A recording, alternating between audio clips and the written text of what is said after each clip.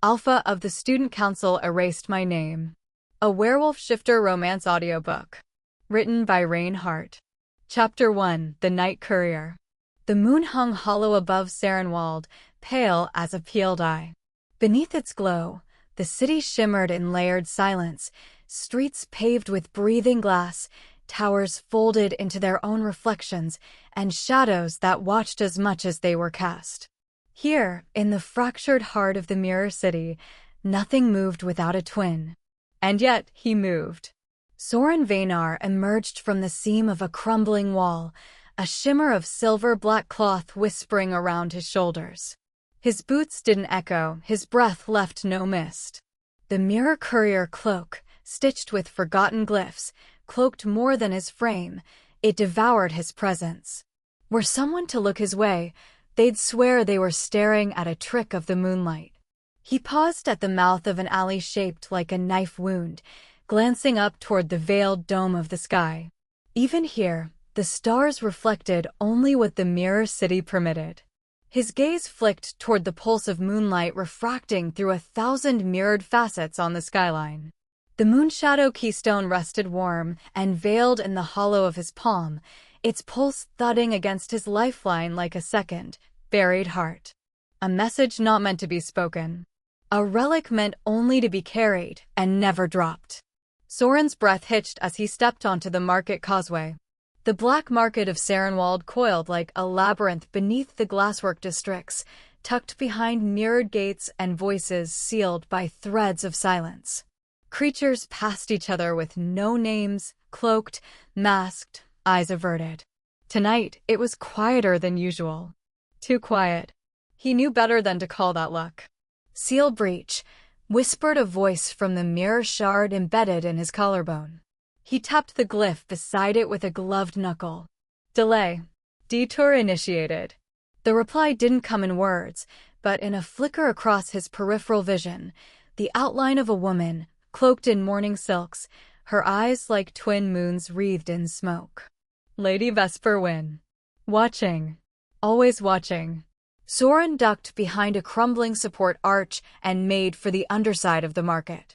The passage smelled of frost and rust and something faintly medicinal. In his mind, he rehearsed every mirrored version of his face, preparing to split himself if necessary. But he didn't get far. A sharp snap fractured the silence. He whirled. Crossbow bolts whistled from opposite walls, thudding into stone. Not meant to hit, meant to hurt. Silver feathers fluttered from above, and a dozen soldiers descended, white-cloaked, glass-eyed. At their center stood the one with no mask. Arden Solmir. His voice cut through the frost like a scalpel. Remove your mask. Soren turned his head, letting moonlight slide across his features. With a blink, his face shifted, just slightly. A nose lengthened, a scar vanished, the eye color shifted from winter blue to storm gray. Which one? He murmured. Arden's gaze didn't flicker. You're not on the registries. That makes you the anomaly. The unfaced. Anomaly? Soren stepped backward, grip tightening around the moonshadow keystone. I prefer inconvenient mystery. With a hiss, the keystone activated. Moonlight refracted from it in jagged bursts. Arden swore under his breath and raised a sigil-bound gauntlet. The glyph glowed, casting threads of silver netting across the air. Soren dove to the side, slipping into the mirrored corridor behind him. The walls bent and twisted as he moved, his own reflection stalking him with faces he no longer remembered owning. Glass splintered behind him. The pursuit was relentless.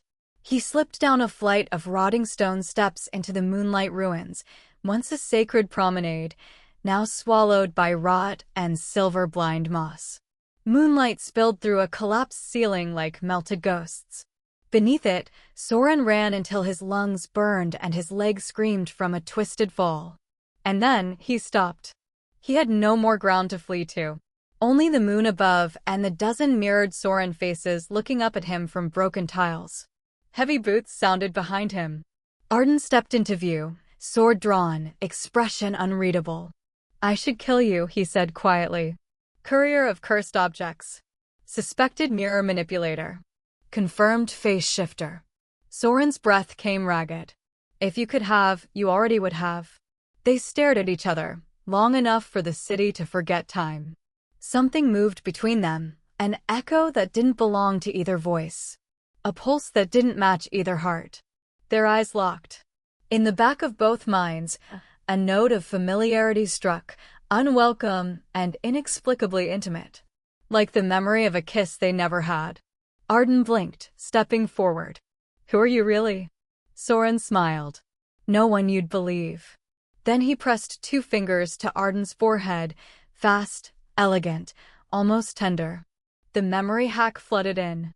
A flicker of moonlit hands brushing his chest. A voice, his own, whispering secrets he didn't remember telling.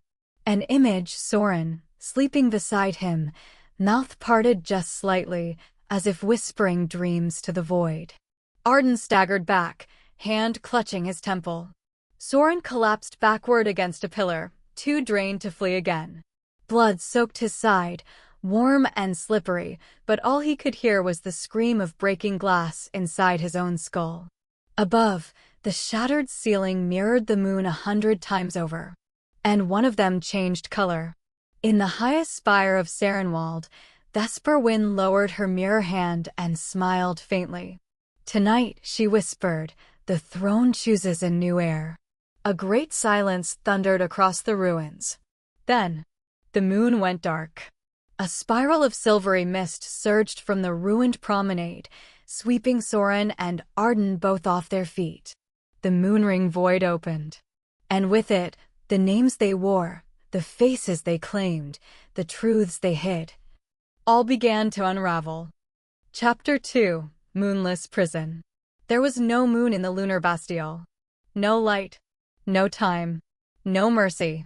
Soren Bainar's consciousness surfaced through a fog of pain and frost, his body suspended in midair by silver threads etched with sigils that pulsed faintly with something colder than ice.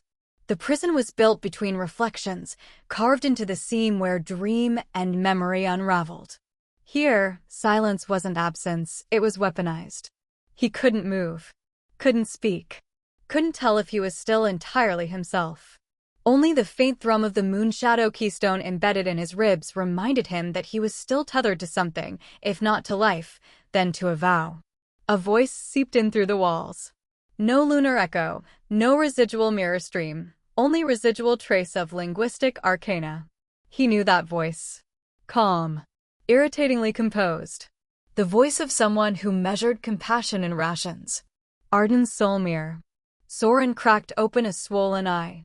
Even vision bent differently here. Arden's face flickered in and out of focus like a painting underwater. The silver uniform was gone. He now wore the black robes of a royal inquisitor, marked with the moon's sigil inverted. No light, no lineage. Congratulations, Soren rasped. You've graduated to head torturer. Arden stepped closer, jaw tense. This isn't torture. It's not a tea party either. Still find time to mouth off. That's promising. Promising is me not biting out my own tongue just to spite your records. A flick of Arden's wrist silenced the sigils holding Soren. He dropped like a marionette cut mid-performance, knees colliding with the frozen obsidian floor. The pain spiked, sharp and purifying. Soren curled his fingers toward his ribs, letting them rest near the hidden keystone. I could leave you here, Arden said softly. Let the mirror vacuum drain you into a coma. Why haven't you? No answer. Instead, the air shifted.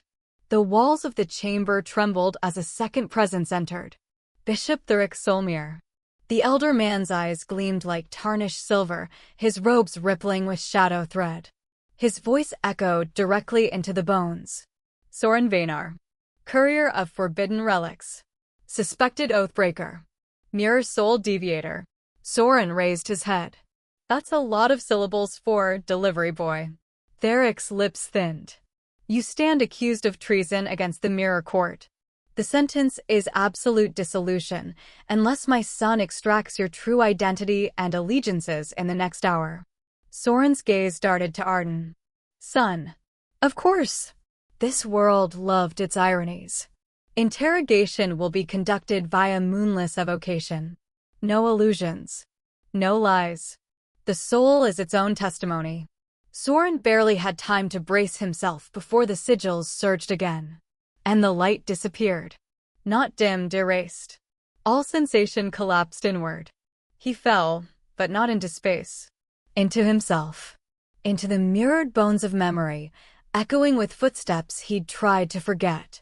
He was 8 years old, hiding in a broken corridor while silver-clad guards dragged his mother's body away.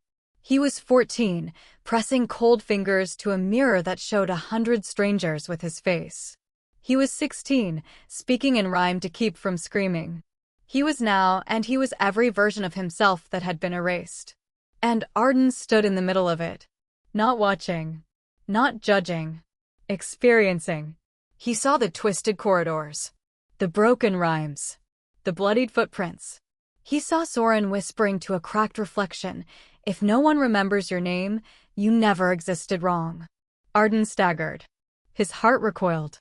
His mind, controlled, trained, disciplined, shuddered under the weight of Soren's truth. And yet, he didn't pull away. Because in the back of his own buried memories, he remembered that voice. Not the grown one. Not this defiant man whose body was collapsing under pressure. But a child's voice. A low, soft whisper under moonlight. From a corridor of the palace. A boy kneeling beside him when Arden had curled in pain from a collapsed lung after an assassin's ambush. A voice had sung to him. A rhyme with no ending. And now that voice had a face. His lips moved. Soren. The chamber convulsed. They were slammed back into the present. The moonless chamber flared white for a heartbeat. Soren crumpled. Blood leaked from his nose, ears, even the corner of his mouth. His body spasmed, the spiritual overload too vast. "Let him go," Arden roared. Therek's eyes narrowed. "He is not broken. He will die. That is preferable to rebellion. Not while I'm here." Silence. Cold and absolute. "Then, you have one chance, Arden," Therek said slowly. "Extract what he's hiding, or die beside him as his accomplice." With a wave of his sleeve, the bishop vanished into smoke. Arden dropped to his knees. Soren wasn't moving. "No," he whispered. "No, look at me. You don't get to vanish now. You don't get to die before I decide what the hell you are to me." No response. Just a slow, sinking pulse from beneath Soren's ribs. The moon shadow keystone. Faintly glowing. Arden reached forward with shaking hands and pressed 2 fingers to the center of Soren's chest. "Wake up," he whispered. Still nothing. He leaned closer. He didn't know why the words came. Didn't know why they felt like something scraped from his oldest wound. But he said them anyway. Soren. The name caught in his throat. Not the one from the charges. Not the ones from forged documents. The one from the dream. From the rhyme. Soren's eyes snapped open. He gasped, body arching, lights slashing across the walls. And the entire prison shook. The obsidian cracked. The sigils dissolved. Above them, the invisible ceiling of the Bastille split with a thunderous scream, and a pale ring of light spiraled downward. A single silver feather drifted from the rift. It glowed as it fell. It landed between their joined hands and branded both palms with a mirrored sigil. 2 souls, 1 fate. Bound. The moon had returned. But it had chosen something new. Chapter 3. Bond of the Fallen Feather. The world broke in silence. Shards of the lunar Bastille scattered across the horizon like spilled stars, crashing through mirror facades and folding towers. Echoes bled into light. Light fractured into screams. The mirror city of Sarenwald was unraveling, not in fire or war, but in something far more insidious. A collective dream. And it had turned on itself. Soren lay on the jagged edge of collapsed crystal, blood soaking through his tunic, the moonshadow keystone still faintly pulsing beneath his ribs. He could hear the city cracking, layer by layer, beneath the weight of dreams no longer bound to their owners. Above him, the silver feather's sigil still burned into his palm. matching the one on. He turned his head. Arden knelt beside him, blade drawn, eyes fixed on the sky where Bishop Therick's execution writ hovered, trembling in violet flame. "Don't say anything," Arden muttered without looking at him. "Just breathe." Soren coughed blood and managed a rasp. You going to keep rescuing me? It's becoming a habit." Arden finally looked down, the corner of his mouth twitching in something between irritation and reluctant concern. "Technically, I'm protecting state property." "Silver-feathered, soul-bound, rebellious state property?" "Exactly." Then the flame above hissed, and the writ dissolved. Arden's voice rang out, loud enough for the watching specters of the Mirror Guard to hear. "Execution order is void. The prisoner is now under the jurisdiction of the Lunar Accord. He bears the sign of the fallen feather." The silence that followed was thick and wrong. Because silence, in the Mirror City, was never empty. It was watched. And somewhere above, beyond shattered towers and cracked domes, Lady Vesperwin opened her eyes within the dream she had spun. The collective nightmare began. It bled from the highest spires and seeped into every mirrored surface, reflections that no longer mimicked but moved on their own. Shapes that didn't belong to any living citizen writhed behind window glass. Names flickered from minds like peeled paint. Soren gritted his teeth, clutching his chest. "She's using the collapse." Arden's knuckles whitened around his blade. "To finish what she started." Soren sat up with effort. "We need to get to the origin point. She's still anchoring through the old memory corridors." "She always." Arden turned to him, still grim. "You know where she's projecting from?" "I know where I used to hide from her." They didn't need to speak further. They ran. Through streets filled with glass-faced horrors, through alleys warped by impossible geometry, through alleys that looped back on themselves. Soren led them unerringly toward the Lingmask corridor, a collapsed series of archival halls once used to house spirit faces, the personal dream avatars of every citizen in the Mirror City. Now it was ruins and whispering bones. They slipped inside as moonlight fractured overhead, breathing through their sleeves, footsteps echoing in unnerving synchrony. "I used to sleep here," Soren whispered, brushing his fingers along a crumbling stone etched with forgotten names.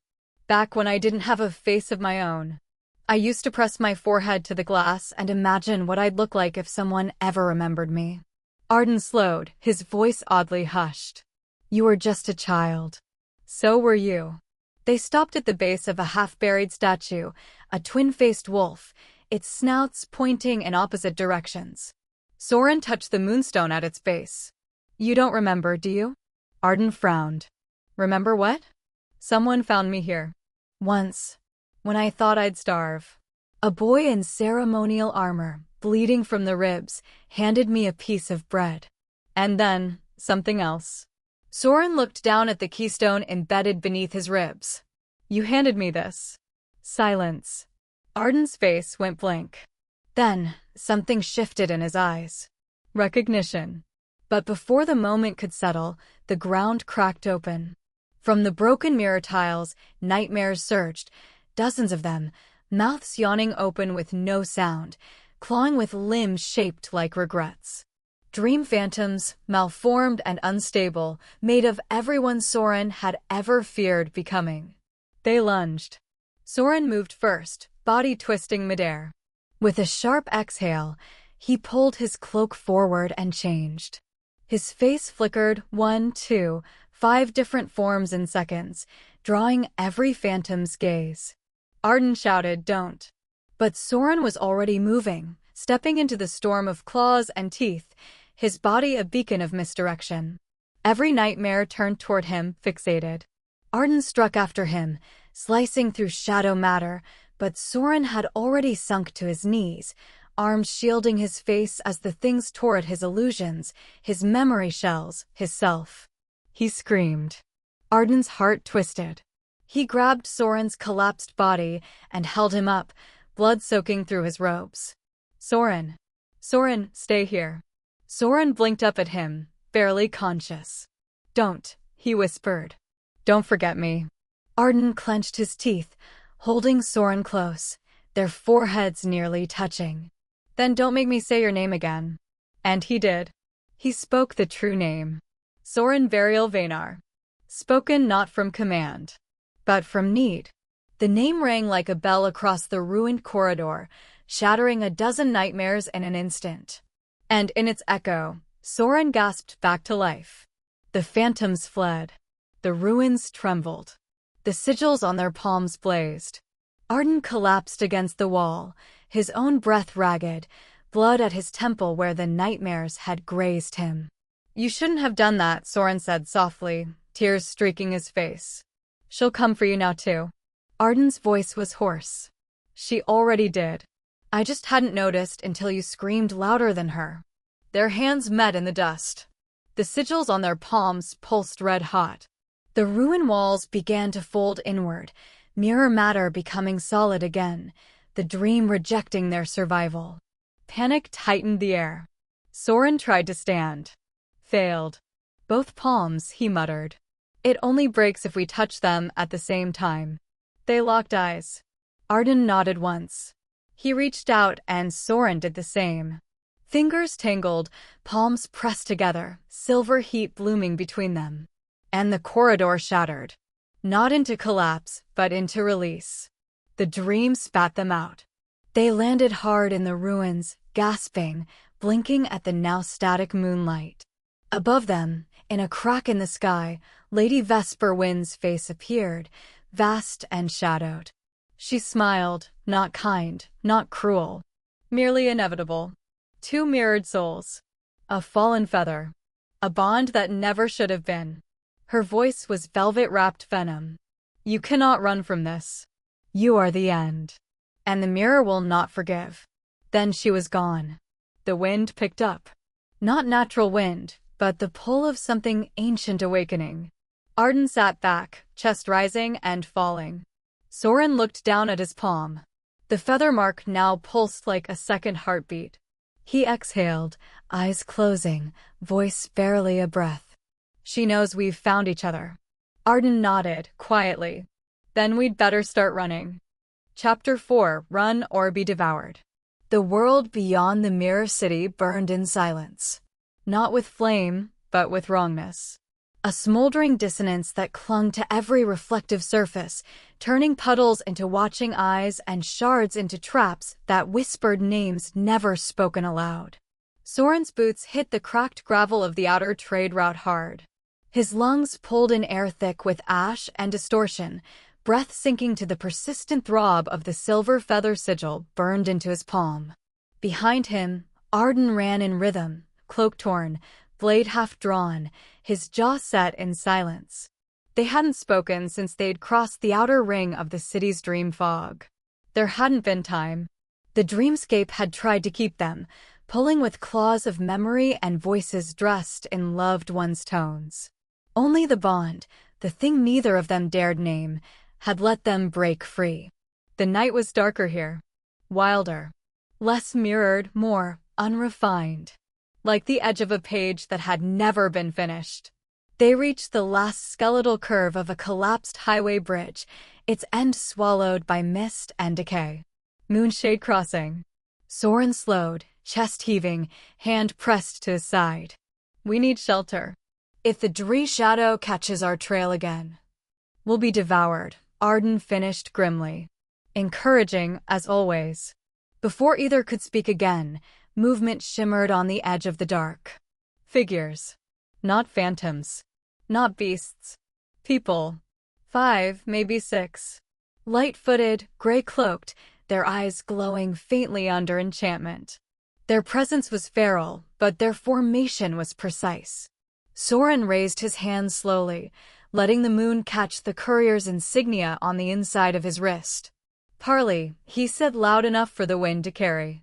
"In the name of the Mirror Accord, I invoke right of passage under courier protection. I bear no open seal, but carry Class A containment under oath." The tallest figure stepped forward, a woman with half her face covered in iridescent burn scar tissue. Her voice was smooth, but hard-edged.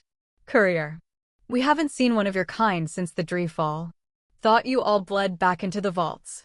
I didn't, Soren said. And him? Soren hesitated. Arden, before he could answer, stepped forward and said, bodyguard. Contracted.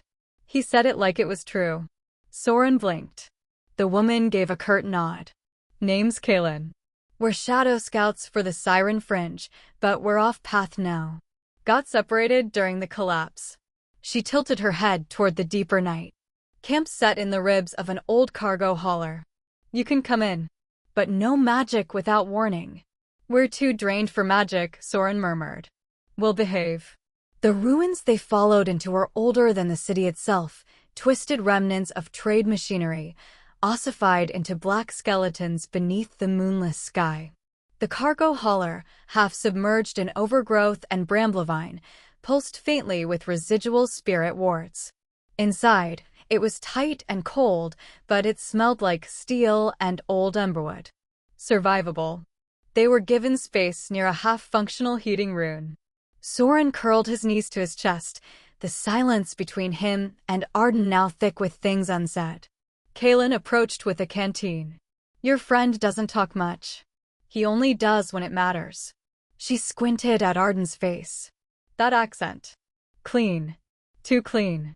That the royal line. Soren tensed. He's not a threat. He doesn't have to be. He just has to be hunted. Soren didn't answer. She leaned closer. They say the Somaris carry truth magic in their marrow. That their blood can burn lies like silver through silk. What's he doing with a courier whose name no one remembers?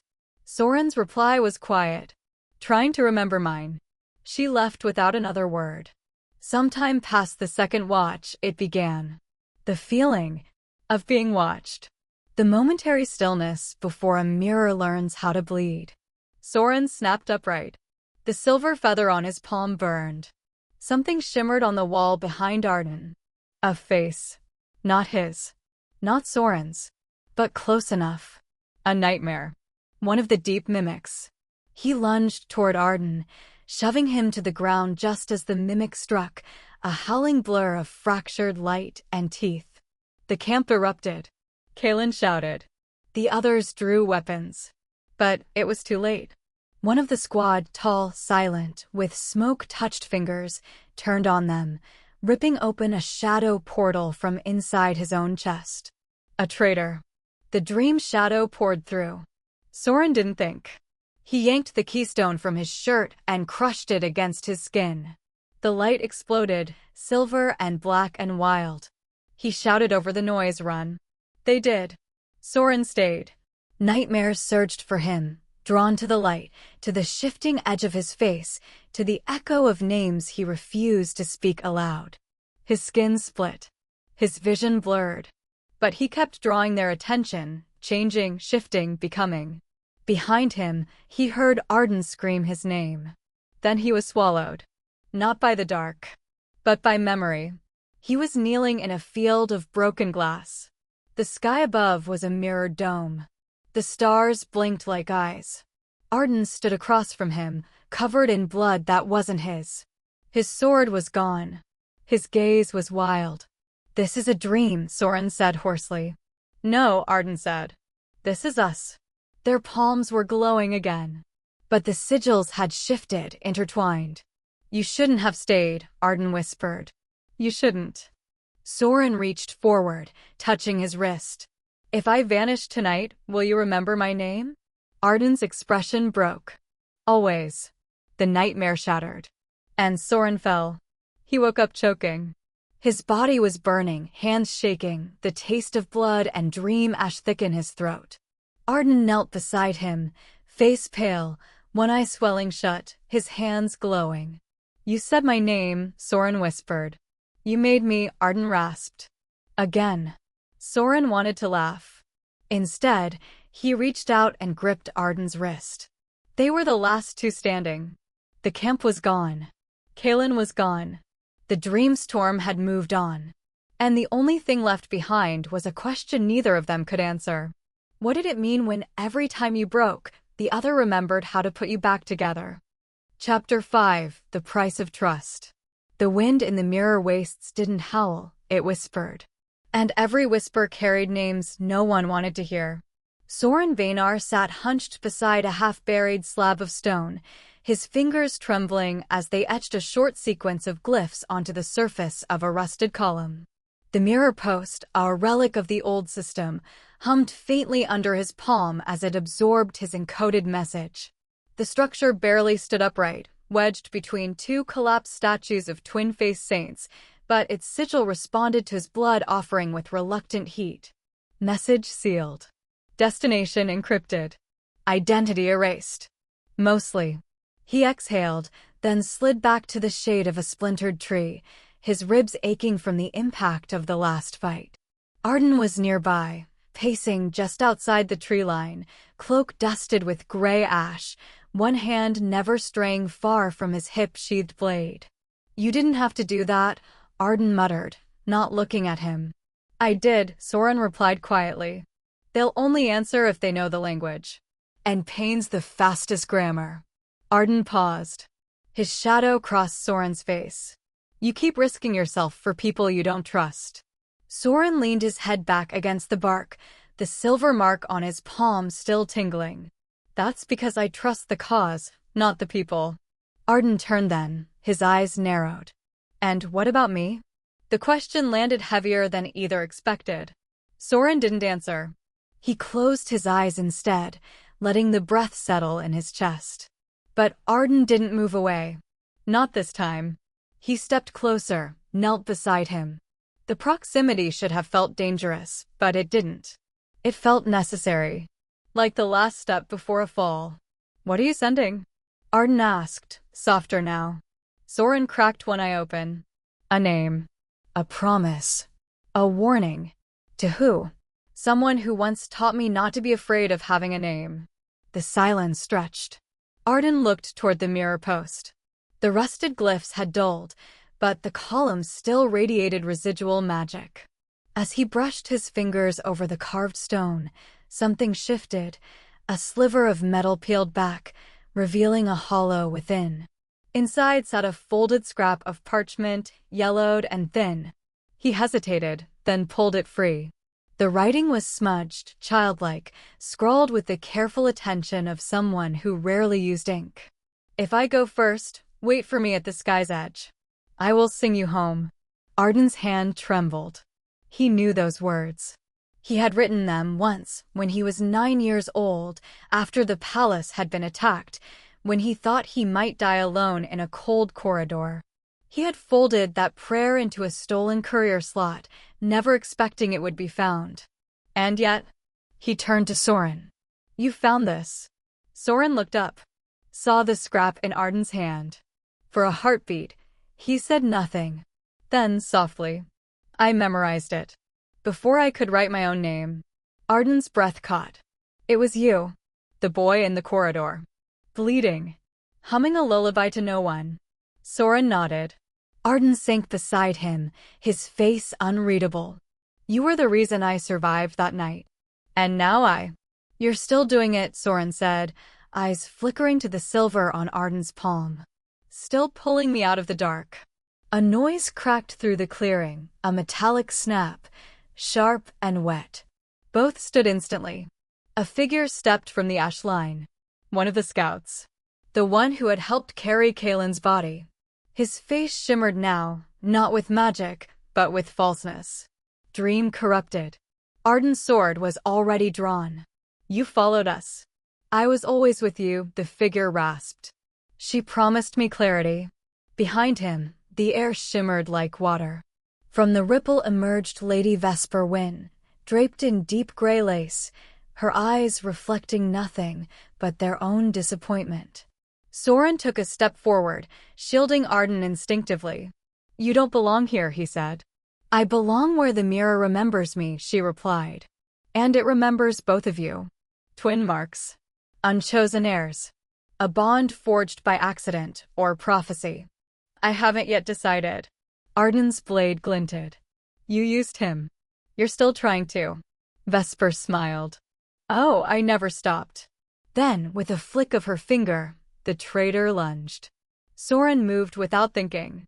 He surged forward, cloak spinning into a blur of darkness, face shifting in rapid flickers, child, man, soldier, shadow. The traitor's claws passed through each illusion, only to meet the true Soren, cutting deep into his shoulder. Blood splashed the ground. Arden shouted, but Soren didn't stop. He spun, driving his dagger into the mimic's throat, twisting as the thing screeched and disintegrated in a shiver of dust. But Soren staggered.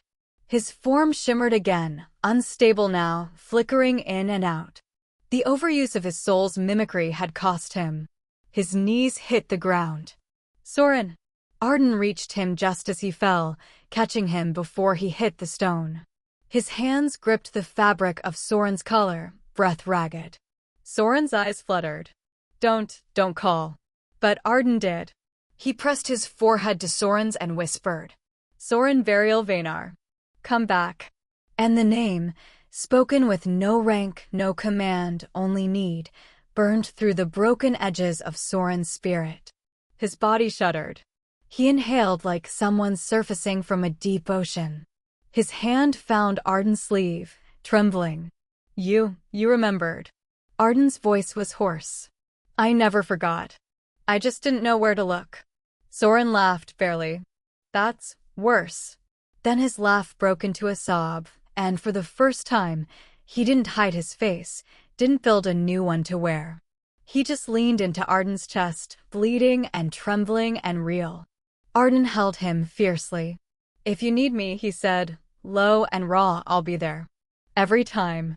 Even if the whole world forgets you, I won't. Soren didn't answer, but the way he clutched Arden's cloak was all the reply needed. Above them, Vesper watched. Not smiling. Not frowning. Simply watching. Fascinating, she murmured. So the mirror chose both. Dual imprint. That will make the unraveling far more poetic. She turned and vanished into her own reflection. A gust of wind tore through the clearing. The mirror post behind them cracked and then ignited.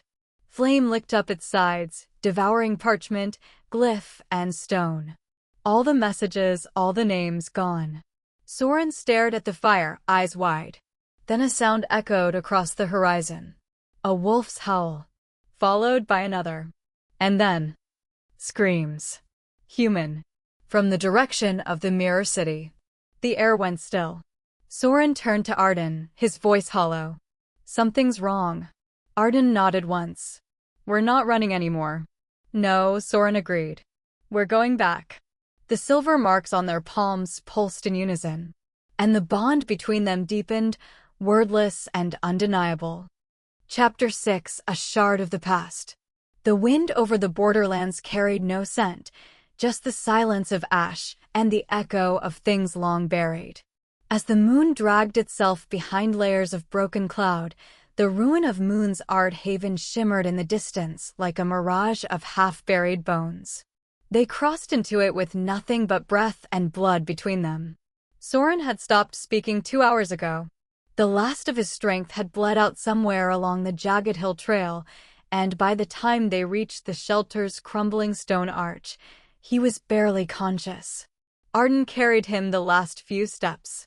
The haven had once been a ritual outpost, used during the early wars for silent oaths and severed kin pacts. Now it was cracked stone, splintered wards, and a ceiling open to the fading stars. Arden set Soren down on a moss-patched cot. The younger man stirred, shivering. You're safe, Arden murmured, brushing damp hair from Soren's temple. But even in sleep, Soren's body was tight with tension. His fingers twitched, curling against his chest like he was protecting something no one could see. Arden didn't try to wake him. He sat nearby instead, pulling the corner of his cloak over Soren's legs, and watched the fire gutter in the cold hearth. It should have been enough. The wards were holding. The keystone residue was faint but present. No trackers had followed. So why did it feel like the past was breathing down his neck?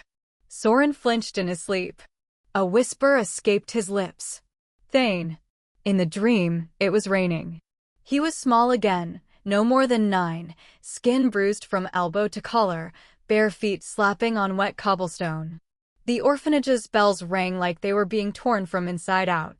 And in the middle of the storm, standing tall with blood on his sleeves and a broken sigil in one hand, was Thane Vaynar.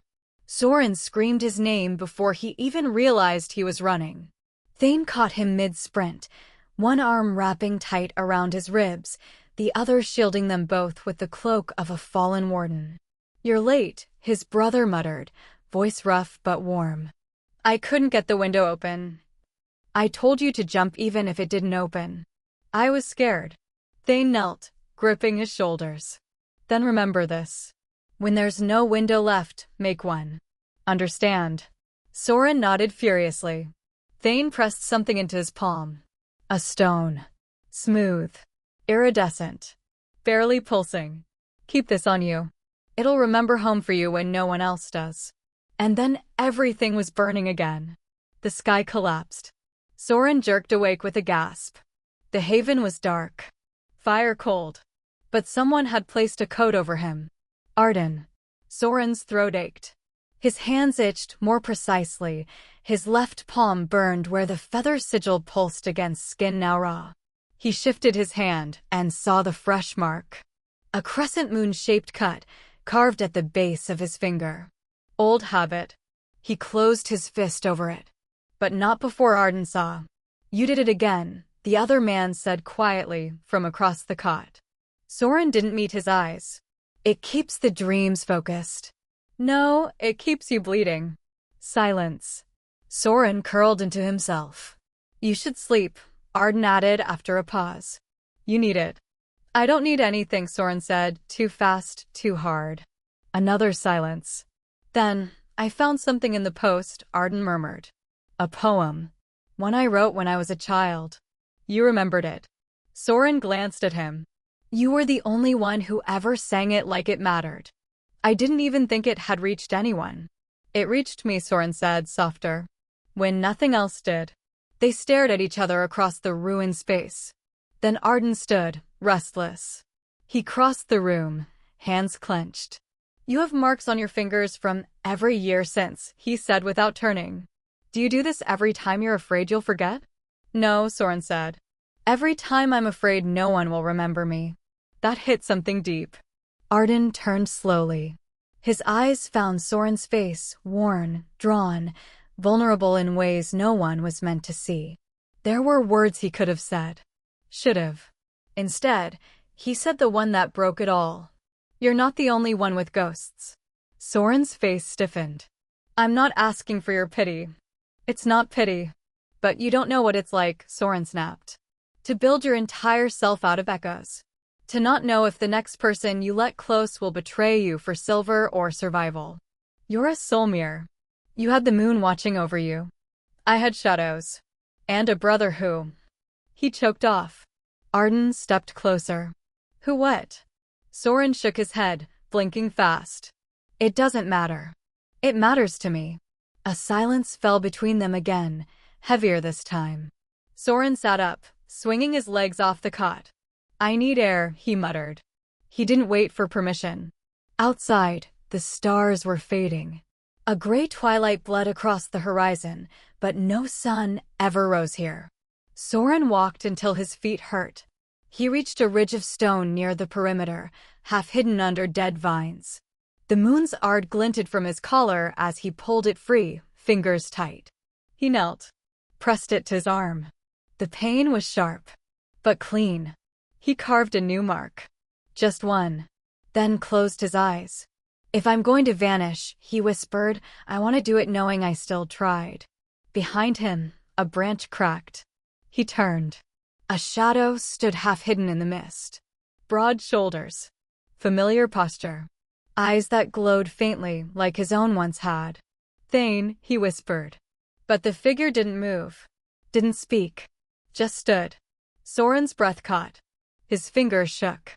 And then a sound slithered through the air. Low. Inhuman. A growl. Deep and wrong and hungry. The figure lunged. Chapter 7, Night of the Blood Moon. The moon bled. Not in drops, but in waves, spilling crimson across the torn sky, coating the forest canopy in a feverish glow.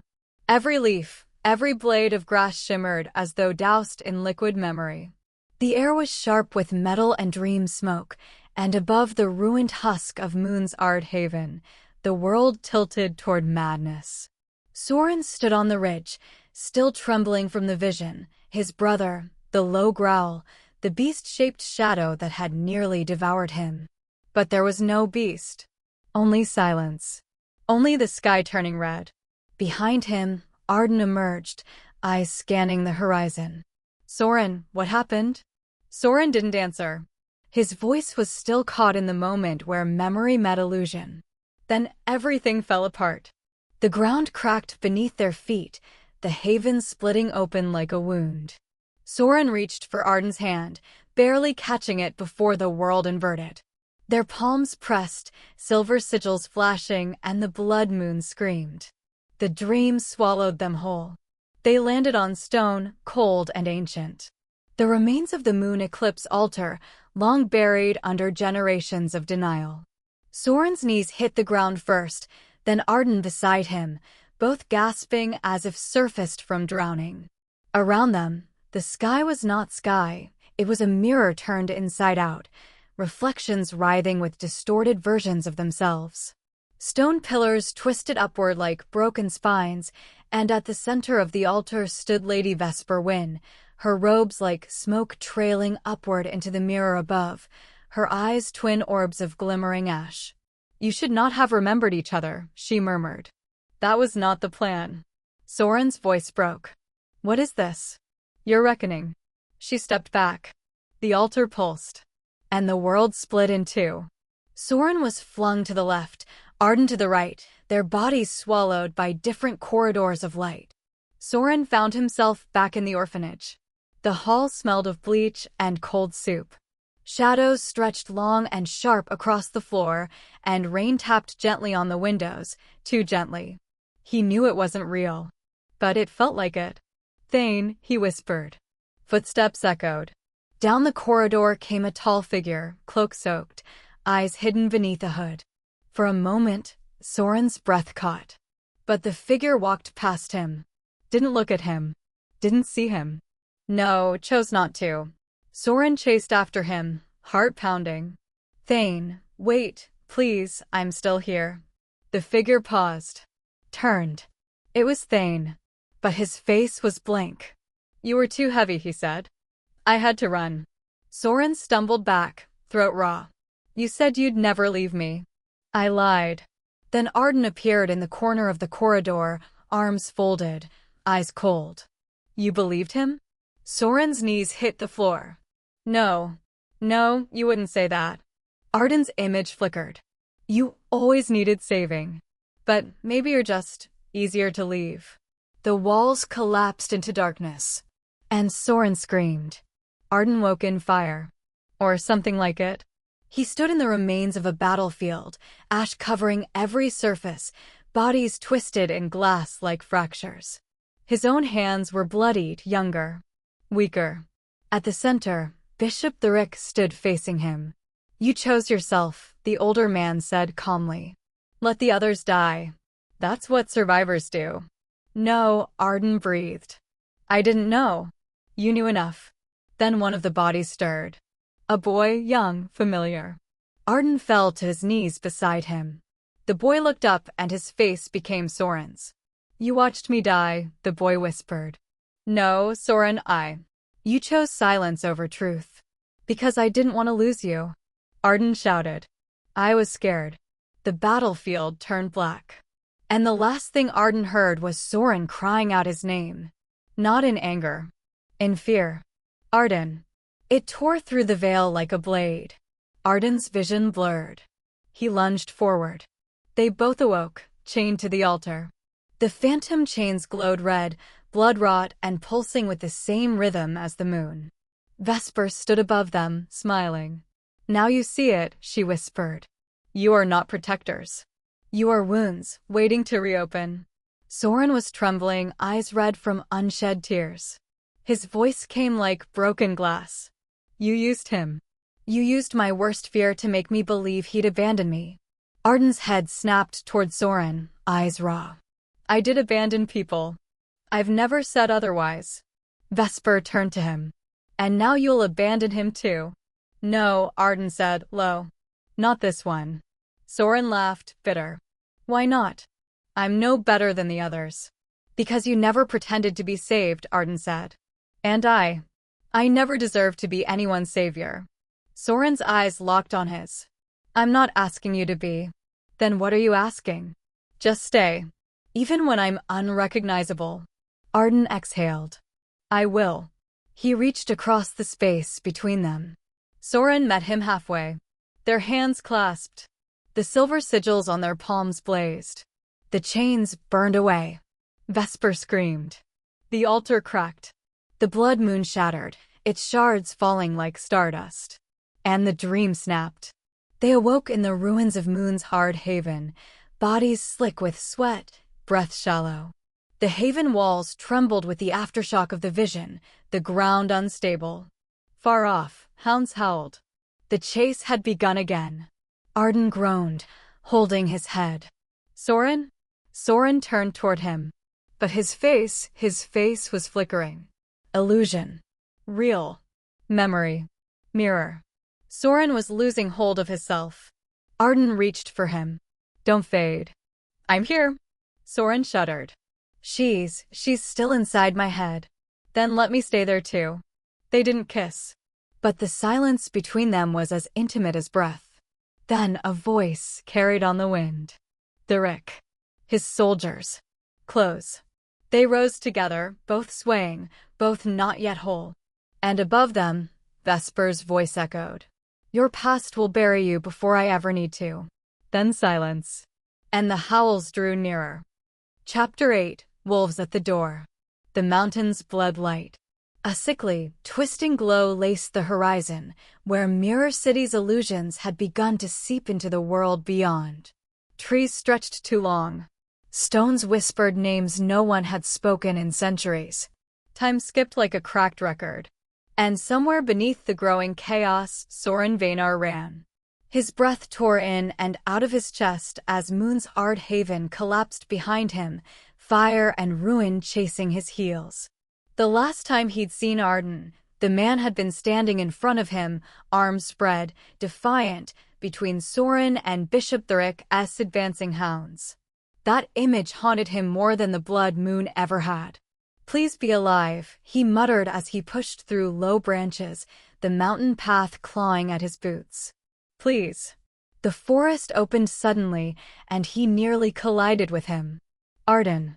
His back was pressed to a boulder, blade lowered, breath ragged, a smear of blood across his jaw. The silver feather sigil on his palm glowed a deep, pained red. Soren dropped to his knees beside him. Are you? I'm here. Arden's voice cracked. They're close. Indeed, behind them, the woods screamed. The sound of wolves. But not natural ones. No breath. No scent. Just the sound of claws dragging through warped mirror stone. Thurik's hounds. And behind them, Thurik himself, voice calm and cold and echoing through the trees. Soren Veinar. Arden's soul mirror. You are enemies of the crown, bound by corrupted fate. Surrender now. Soren helped Arden stand, his body shaking from exhaustion. We can't fight all of them. We don't have to, Arden whispered, wincing. I'll distract them. You run. No, Soren's voice turned sharp. Not again. Arden's eyes flicked to him. You want me to watch you die instead? Soren's jaw clenched. I want you to live. A howl rose behind them. Closer. Arden straightened, even as his knees buckled. They'll kill you. Soren reached out, cupped Arden's face. Then let them come. I'm not the one who runs anymore. He kissed him. There was no gentleness. Just urgency. Desperation. A tether tying them both to something real, something not forged in dreams. Arden broke the kiss first, breath shuddering. I'm not strong enough to protect you. I don't want you to protect me, Soren said. I want you to stay. But the light in Arden's palm flared brighter, and suddenly he screamed, clutching his chest. The silver feather twisted across his skin, magic writhing like wildfire. The backlash of their soul bond was feeding on him now. I can't hold it, he gasped. Arden.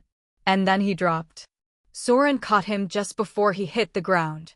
Listen to me, Soren said, panic breaking through. Look at me. Look at me. But Arden's eyes had glazed, teeth clenched, body shivering with magic gone wrong. Therek's voice echoed again. You still breathe? Then you still serve. Soren stared down at Arden's face, then up toward the approaching shadows. And he made a choice. He rose, gently laying Arden beneath a tree. Then he shifted. His face flickered, body blurring at the edges, illusion peeling over him like smoke. He took on 3, 4, 5 different faces in moments, half-mirrored, all wrong. His spirit screamed in protest, but he pushed past it. Come and get me, you bastards, he hissed. And then he ran. The wolves followed. Soren's limbs burned with effort as he led them deeper into the ravine, farther from Arden, past where the old stone cracked into crevices no one charted anymore. He ducked, feinted, made them believe he was everywhere. And then, the ledge gave way beneath his feet. He fell, scraped against jagged rock, air tearing from his lungs. Everything turned to black. Arden gasped awake with a jolt. His chest still ached, but the pain had receded, replaced by absence. Soren, he whispered. He pushed his feet, staggered once, then took off down the trail, heart pounding. He didn't get far before the wolves came back. But they didn't attack. They limped. Wounded. Scattered. And behind them, someone else.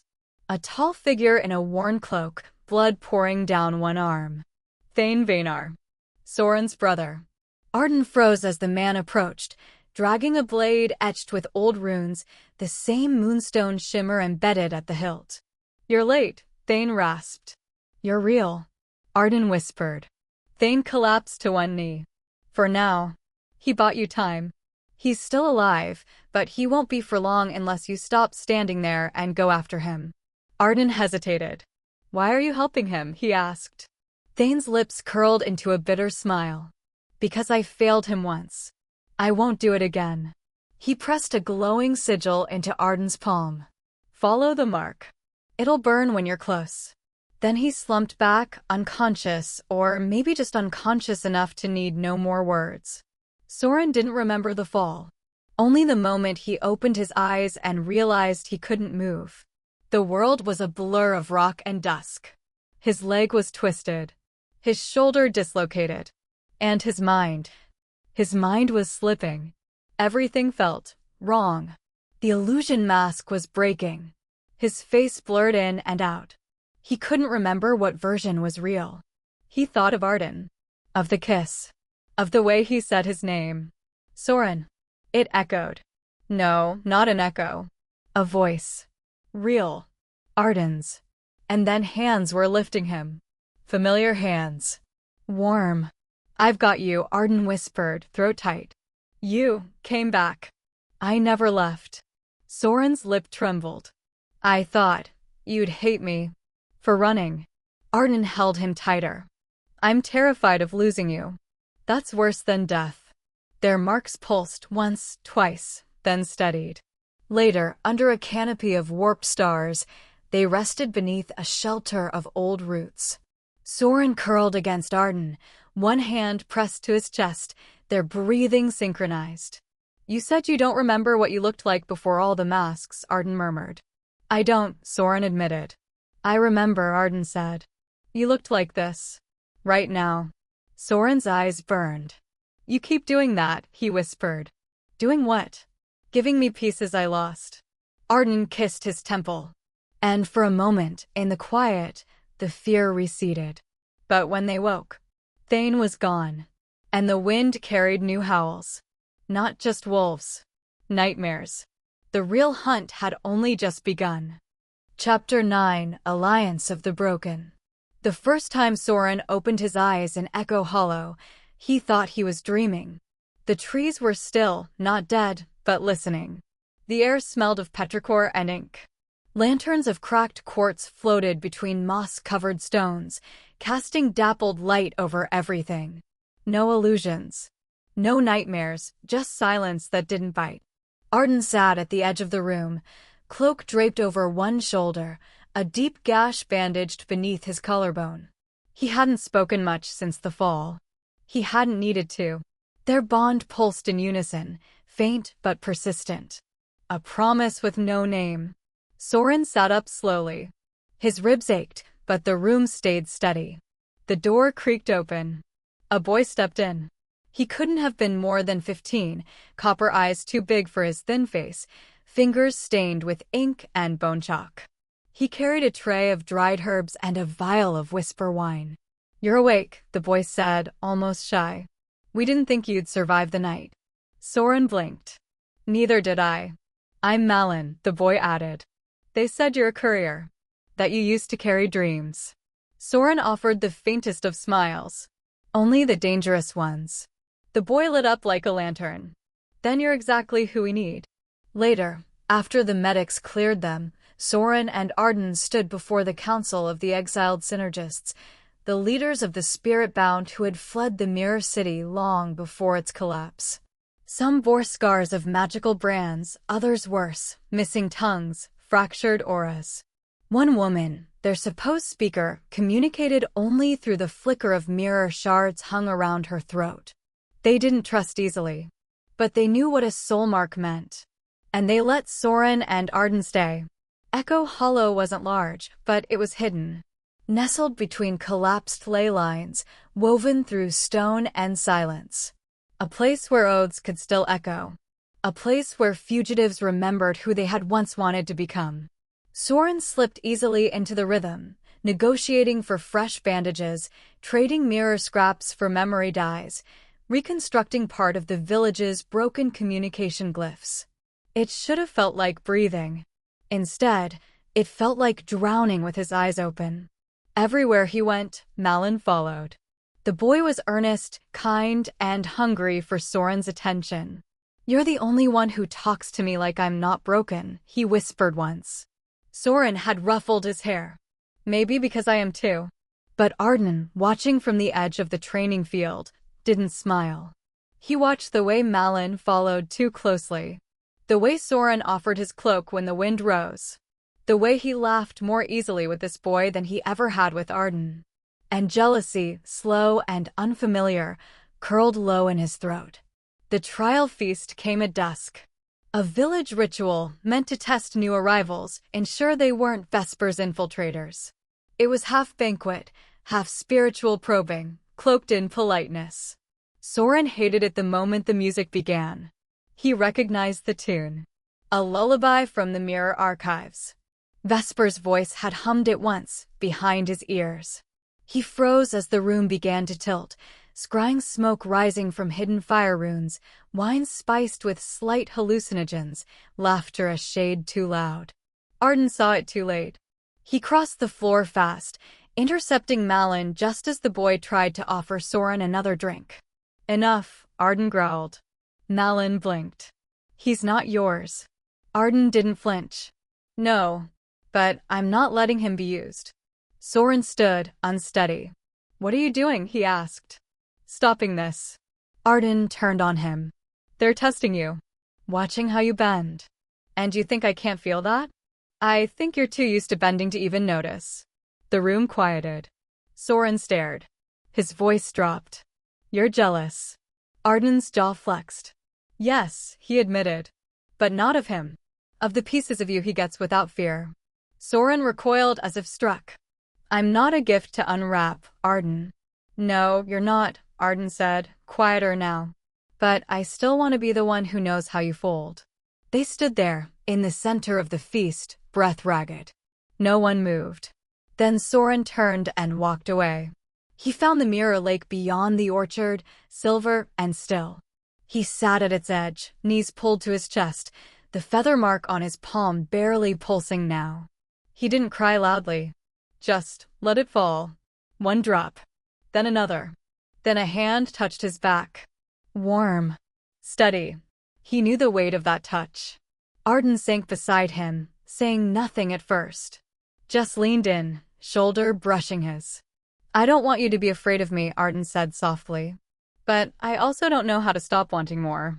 Soren closed his eyes. It's not wanting that scares me. What then? Believing you'll stay. The lake didn't ripple. The stars above didn't shift. Only Arden did. He slid an arm around Soren's shoulders, pulling him close. And Soren didn't resist. Not this time. They stayed like that until dawn. The next morning, everything changed. The alarm sigils screamed. One of the artifact vaults had been raided. The central scrying mirror shattered. And someone had used Soren's glyphs to unlock it. The council was livid. Accusations flew. And when the dust settled, Malin stood between the speaker and Soren, his eyes wide. I saw him, he whispered. I saw Soren at the vault. Soren stared at him, silent. Arden's voice was low, urgent. Tell the truth. Malin looked away. The decision was made. Soren was to be held. Not tortured. Yet. Just watched. Contained. But the damage had already been done. As they led Soren away, his eyes found Arden's. I didn't do it. I know. Will you? Yes. Arden's fists clenched. I'll find out who did. And I'll come for you. Soren's mouth twitched. Then I'll wait. They didn't touch. But they didn't need to. Because the sigils on their palms still burned. And the flames, though dimmed, had not gone out. Chapter 10: The Silent Betrayal. The dark and Echo Hollow's inner chambers was not empty. It was listening. Stone walls hummed with trapped energy, carved glyphs weeping faint flickers of light as if trying to warn too late. In one of the lower sanctums, behind a door sealed with stolen courier marks, Soren Veinar lay motionless on a woven mat. His body had been gently placed, his arms arranged like sleep. But it wasn't sleep. It was a silence brewed from dream ink and soul syrup, a drugged stillness designed to keep his spirit quiet, pliant. A sacrificial calm. Outside the chamber, Malin, once wide-eyed and desperate for kindness, now knelt in silence before a shattered altar, his fingertips pressed to the surface slick with mirror ink. The stolen sigils glowed red on his palm. Lady Vesper, he whispered, voice trembling. He's ready. And in the shadows, her voice answered, low and tender. You've done well, little one. A flicker of smoke coalesced, and Vesper Wind's silhouette emerged, her form more illusion than substance, all whispering lace and drifting eyes. She moved like a sigh, standing over Malin as if she'd always been part of the stone. He trusts you, she murmured, brushing a cold hand against the boy's cheek. That was the gift. Malin bowed lower, his mouth twisting. Will it hurt him? Oh yes, she said, smiling. But it will save you. Isn't that what you wanted? He said nothing. And behind them, Soren stirred, but did not wake. Not yet. Arden Silmir was already moving. He'd sensed something wrong hours ago. Soren's glyph signature had dimmed too quickly. The guards posted outside the sanctuary were different. One didn't meet his eyes. And when he tried to reach for their bond, silence. Now he walked like a predator through the back corridors of Echo Hollow, cloak pulled tight, hand clenched over the hilt of his blade. The silver sigil on his palm burned hotter with each step. When he reached the hidden door, he didn't knock. He whispered Soren's name. No response. He pressed his palm to the seal, sigils flared, resisted, then collapsed under the force of their bond. The door opened, and he saw him. Soren, still as stone. Pale. Too pale. Arden was at his side in an instant, checking his breath, his pulse. Both were there, but too slow. His lips moved before he thought. Don't do this. Don't leave me. He brushed sweat-damp hair from Soren's forehead and looked around the chamber, glyphs smeared with corrupted ink, altar glimmering with trap magic, and in the corner, a mirror. Of course. He drew his blade, but it shattered before he could strike. Vesper's voice filled the room. I warned you, she purred. The more you care for him, the easier it is to reach him. Her form slithered out of the mirror's fragments, coalescing into a figure too tall, too graceful to be human. Her eyes glowed with stolen dreams. Arden stood, body between her and Soren. Release him. Oh, Arden, she sighed. I already have. Into a place he cannot escape. One where he calls for you, and you never come. He stepped forward. Then send me there. She laughed. You'd offer your soul so easily? I would, he said, deadly quiet. Because I broke him long before you did. He reached into his coat and drew the blade across his own palm, letting the blood hit the circle on the ground. A counter-glyph. A soul wound. Vesper hissed, staggering. You would bind your spirit to his that deeply? She snarled. I already did. Long before either of us understood what it meant. There was a flare of light, then darkness swallowed him whole. In the dream, the world was burning. The orphanage was aflame, walls crumbling, voices screaming. Soren stood frozen, younger than he remembered, watching Thane, Arden, and himself all trapped behind separate collapsing doors. Each called his name. Each begged for help. He couldn't move. His feet were stuck in ash. No, he whispered. Please. The flames screamed louder. You couldn't save any of them, Vesper whispered behind him. You never could. And then, a hand gripped his. Warm. Real. Soren Variel Vanar. Wake up. Arden's voice. His name. Spoken not with command, but with love. Soren screamed, and the fire shattered. He woke gasping. Arden held him tightly, arms wrapped around him on the sanctuary floor. Their foreheads touched. I heard you, Soren choked. You came. I'll always come. Soren gripped his shirt like a lifeline, pressing his face to Arden's shoulder. I dreamed you died. That I couldn't choose. That I left you. You didn't. But I could have. Arden's voice cracked. So could I. And I didn't. That's all that matters. They held each other in silence, both trembling. No promises. Just presence. Later, at the Mirror Lake, they stood together beneath a sky too still. Soren leaned into Arden, barely standing. It was Malin. I know. Do you hate him? I hate what he did.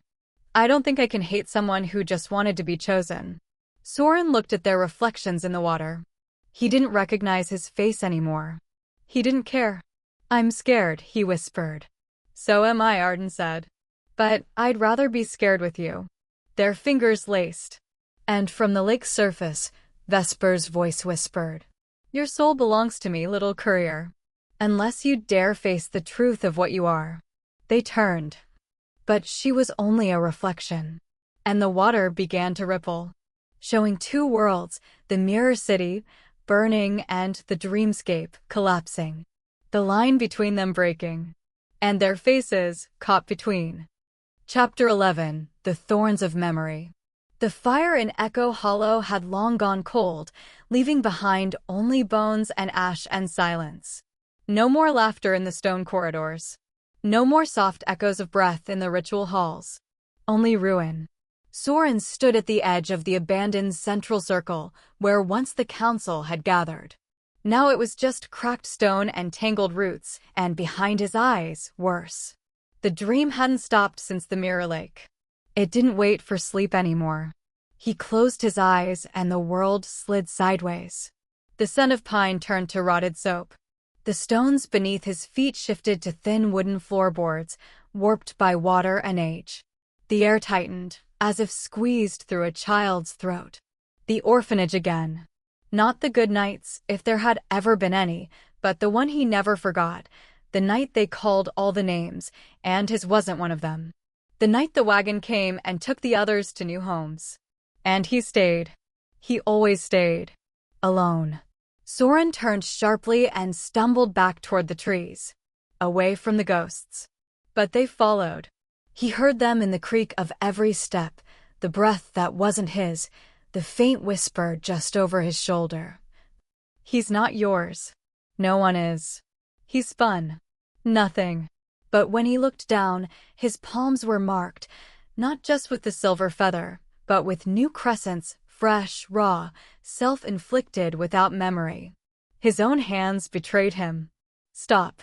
The voice grounded him. Not a dream. Not a shadow. Arden. Soren blinked. Arden stood between him and the hollow's treeline, his silhouette dappled in moonlight that filtered through the broken canopy. He was breathless from running, eyes storm-dark. I told you not to go off alone, Arden said. Soren turned away. I couldn't breathe in there. You're not breathing now. Soren didn't answer. The quiet stretched like thread between them. Then, softly, Arden asked, Where were you just now? Soren hesitated. Back in the corridor, he whispered. The night I didn't get picked. I still hear the wheels of the wagon. They called every name but mine. Arden stepped forward, slower this time. What did you do after they left? Soren laughed once, bitter. Waited. For hours. Told myself someone was just late. Maybe they forgot the list. Maybe they'd come back. I sat by the door with my bag for 3 nights. Arden's face cracked. And no one came. Of course not, Soren said. Why would they? The next breath was a tremor. I used to tell myself, Soren continued, voice barely audible, that if I could just make it through the night, someone would take me home. Someone would see me. Want me. And every morning I woke up alone. He rubbed his face, ashamed of the tears already slipping free. I don't know how to want anything now, Soren admitted. I don't know how to trust warmth. Every time I get close, I just wait for the cold again. Arden reached for him. Soren flinched. Don't. But Arden didn't pull back. He stepped in closer, slowly, patiently, until he was close enough for Soren to feel his breath. Then he wrapped his arms around him. Soren froze, tense as iron. And Arden held him anyway. You don't have to trust it, Arden whispered. You don't have to believe it. Just, let me stay. Soren's body shook. I'll mess it up, he said. Then I'll still stay. You'll get tired of me. Then I'll rest beside you. I'll break something. Or myself. Then I'll help put it back together. Soren's fingers curled against Arden's chest. Don't say things like that. Why not? Because I'll believe you. Arden pulled him tighter. That's the point. The wind shifted through the trees like a hush. Soren leaned his forehead into Arden's neck, breathing in the scent of pine and smoke and sweat. He hated how easily he fit there. How much he wanted to never move again. I hate needing this, he whispered. I don't, Arden said. I need it too. There was no kiss. Just silence. But it was the kind that didn't demand to be filled. Eventually, Soren's trembling slowed. Then stopped. His hands unclenched. His breath deepened. I don't know what to promise you, he murmured. Then don't, Arden said. Just let tonight be tonight. Soren sagged against him, exhausted. I don't want to wake up alone. You won't. And he didn't. They slept curled together beneath the arching boughs, the silver sigils on their palms glowing faintly in tandem. At some point in the night, Soren's body shifted and the back of his shirt rode up, revealing a new crescent moon carved delicately above his hip. Another mark he didn't remember making. But Arden saw it. And held him tighter. At dawn, the birds didn't sing. Only footsteps. A rhythm too precise for wildlife. Too many for allies. Arden's eyes snapped open. He covered Soren's mouth before he could speak and pointed toward the east ridge. Armor. Cloaks. Sigils of the Solmere crown. They were here. Bishop Therek's men. And between the trees, drifting just out of reach, a mirage appeared. Thane Veinar. Soren's brother. Unmoving. Watching. Then vanishing. A whisper on the wind, echoing only for Soren. You'll lose him too. Soren's eyes filled with tears before he even understood why. Chapter 12, The Shadow Pact. The forest had teeth now. Soren could feel it with every step, the way the trees leaned too close, the air dragged too sharp. Even the light was wrong, dappled in silver where no moonlight touched. Somewhere behind them, the low whine of hounds carried through the mist. And ahead, the path narrowed. Shadowgate Pass was a scar in the mountain, One Soren had only heard of in whispered stories, and one Thane had warned him never to use unless it was the last way left. It was. Arden's gait had started to falter. The mirror feather on his palm, used minutes earlier to cast a reflective barrier, now pulsed a deep, unhealthy crimson. He'd pushed too hard, forcing a protective mirage that had stalled the crown's pursuit. But the magic had turned on him. He wouldn't say it. He never did. But his left hand trembled now, fingers twitching like a puppeteer had cut the strings. "You should have let me do it," Soren whispered. Arden shot him a glare, teeth gritted. "You would have torn yourself apart. And you haven't?" "I'm fine." "You're bleeding from the shadow of your own name," Soren snapped. "Don't lie to me." The argument died as the scent of Soulmere ink crept through the trees. They were being funneled. Soren could feel it, pressure tightening behind them, hurting them straight toward the inevitable. At the pass's mouth, they were waiting. Royal hounds. Sigil-marked blades. The soundless armor of Mirror City elite. And at the center of it all, cloaked in shadows and silver, stood Bishop Thuric Soulmere. His eyes settled on Arden first. "Your loyalty was never in question," he said. "Until now." Arden raised his blade, shaking but upright. "Then question it properly." Thuric stepped forward, slow and calm. "You're bleeding magic. You have maybe minutes before the mark devours your nerves. And still you choose him." He gestured toward Soren. "Give him to us, and I swear, your family, what remains of it, will be exonerated. Your seat restored. You will walk free." Soren flinched. Arden said nothing. Thuric's voice softened. "You don't have to die for a boy who doesn't know how to be loved." Soren's throat clenched. Then Arden said, quiet but clear, "He's not a boy. He's my choice." And the world broke. The elite moved as one. Steel clashed against sigil wards. A hound lunged. Arden stepped forward, swinging his blade through its chest, then took a second blow across his back, staggering. Soren screamed his name. Another soldier charged. This time Soren moved, his fingers flickering, drawing a courier glyph midair that shattered into a flash, buying seconds. They were going to die here. Unless... A whisper passed through the mist. Left of the standing stone. Soren froze. The voice wasn't real. It couldn't be. But when he looked, he saw it. A faint etching behind the stone wall. Half hidden by moss. Thane's mark. Soren grabbed Arden, hauling him away. "There's a tunnel." "Soren. Trust me." They ran. The soldiers followed, but the stones swallowed them first.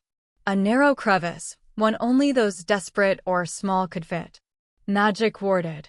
Barely functional. The passage sucked them into pitch blackness.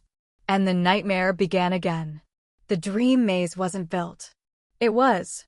Stone turned to corridors, walls shifting from memory to prophecy. The orphanage hallways looped into the ruins of Echo Hollow. Flames licked through mirrored glass. Voices screamed.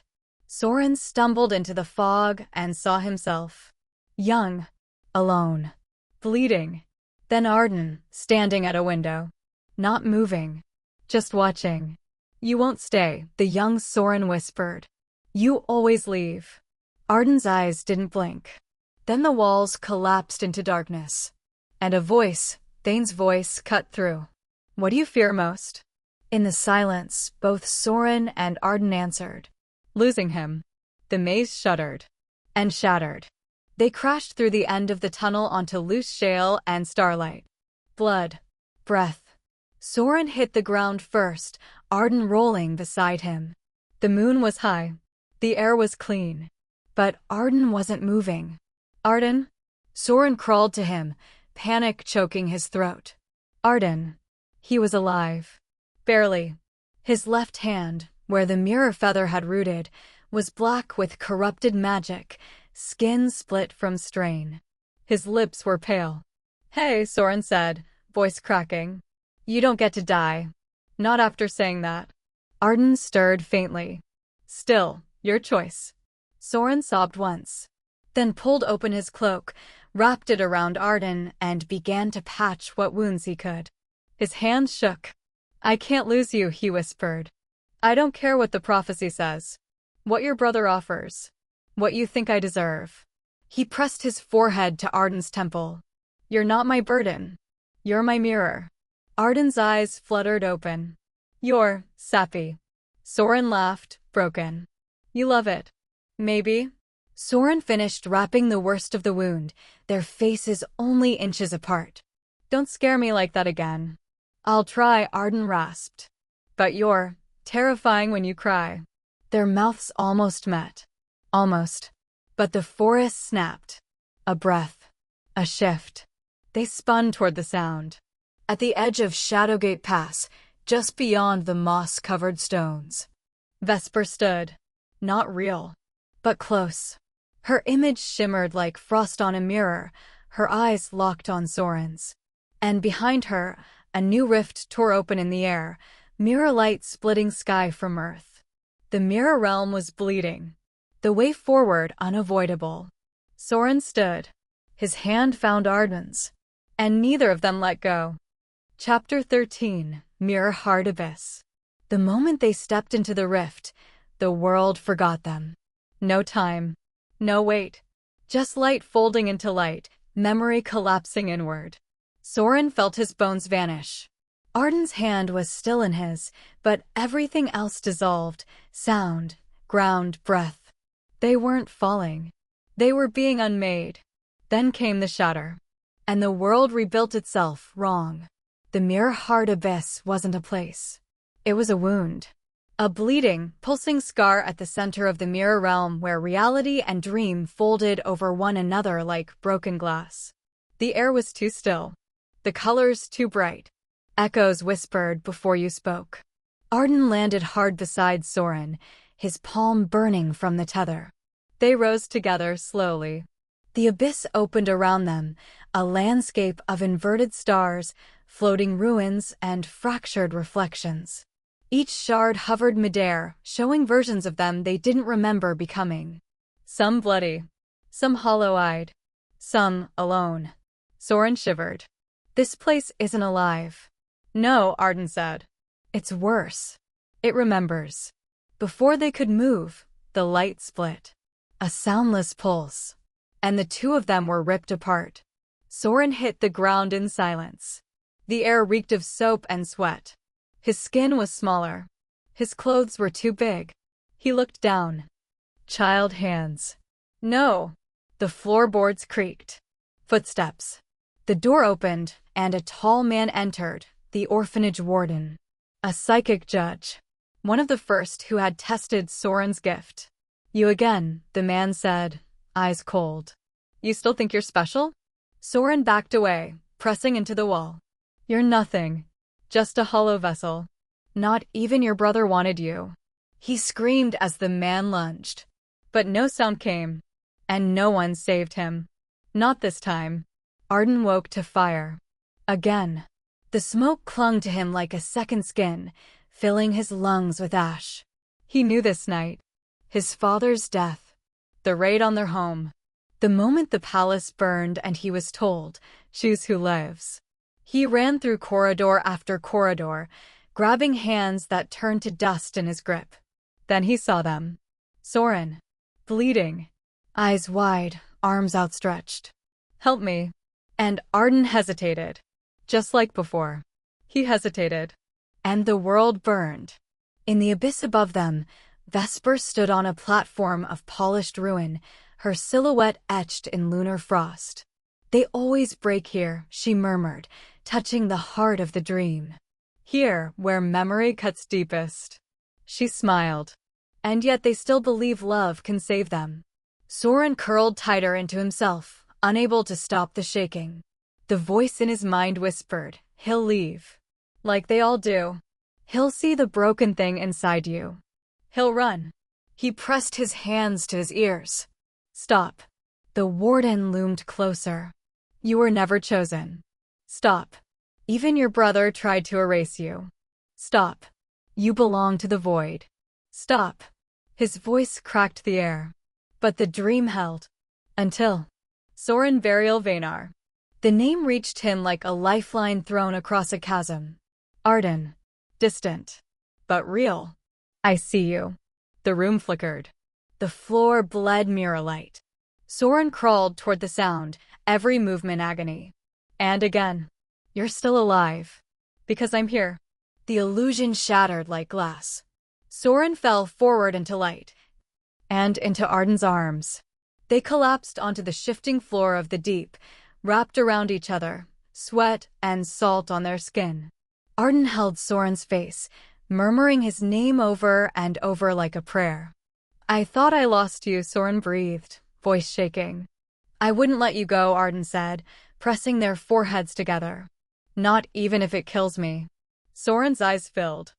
I kept hearing the worst things. I started to believe them. Then I'll say them back in your voice, Arden said fiercely. Until you remember who you are. Their lips met, not rushed, not desperate, but trembling. Slow. Burning. As if both of them were trying to prove they still existed. That this was real.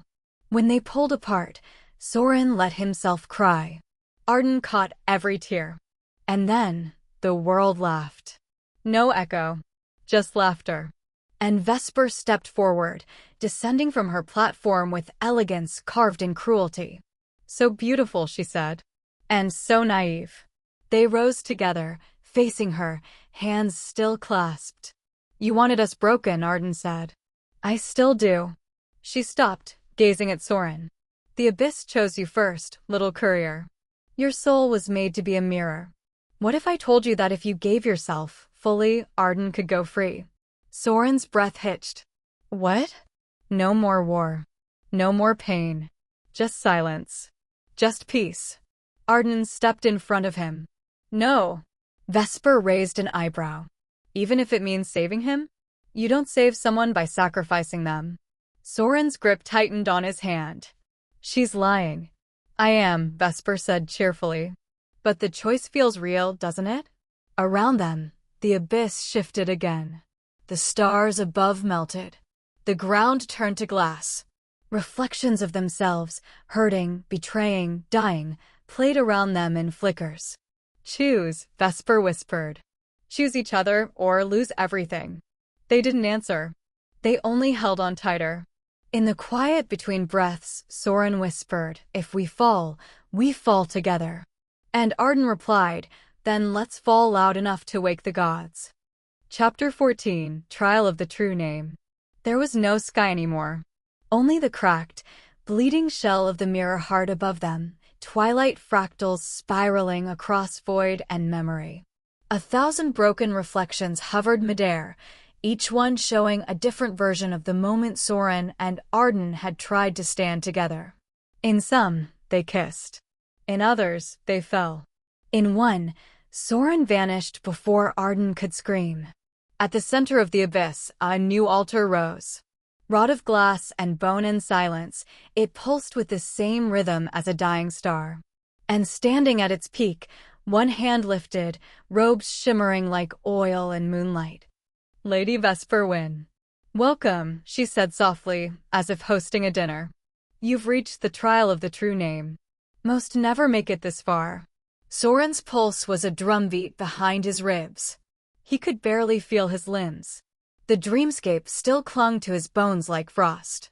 Arden stood just ahead, breath shallow, eyes locked on Vesper as if she were the only point anchoring him to the now. She smiled. I'll make it simple.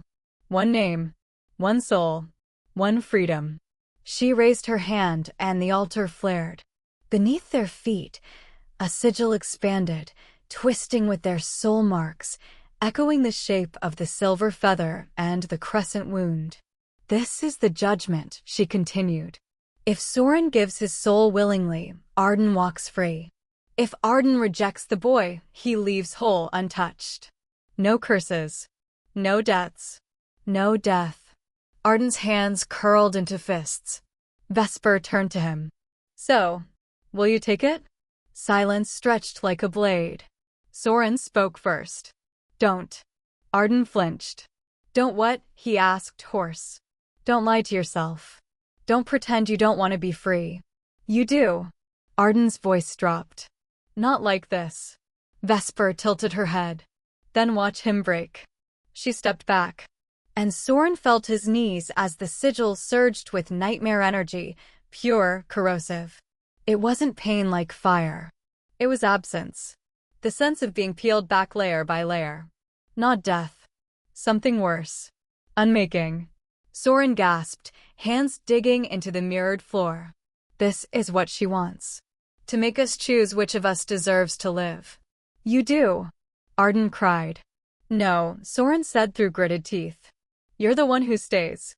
You always were. He looked up, and even through the blur, Arden saw the peace breaking through the agony. If you remember me, Soren said, tears spilling, then it won't be for nothing. Arden dropped to his knees beside him. Don't say goodbye. Soren's smile was shaky. I already did. Years ago. Every time I woke up alone. Arden grabbed his shoulders. I was lost. I didn't know how to reach you. You found me anyway. And then, through the agony, through the pulsing fracture of the mirror heart itself, Arden said it. I love you. It wasn't shouted. It didn't need to be. It was said like a vow. Like a name. You are, he whispered, my only home. Soren exhaled as if that one breath kept his soul from unraveling. And then he moved. He pressed his palm into the sigil. Then let me be your shelter, just this once. No. But it was already done. Soren pushed. And the spell shattered. Arden was thrown back, expelled from the altar in a blast of silver light. He hit the ground hard, breath knocked from his lungs, as if his soul had been ripped from something too sacred to speak. When he scrambled back to his feet, Soren was gone. Only the mirror light remained. Flickering. Dimming. Soren! No answer. The mirror heart howled. Above him, Vesper laughed, not cruel, but triumphant.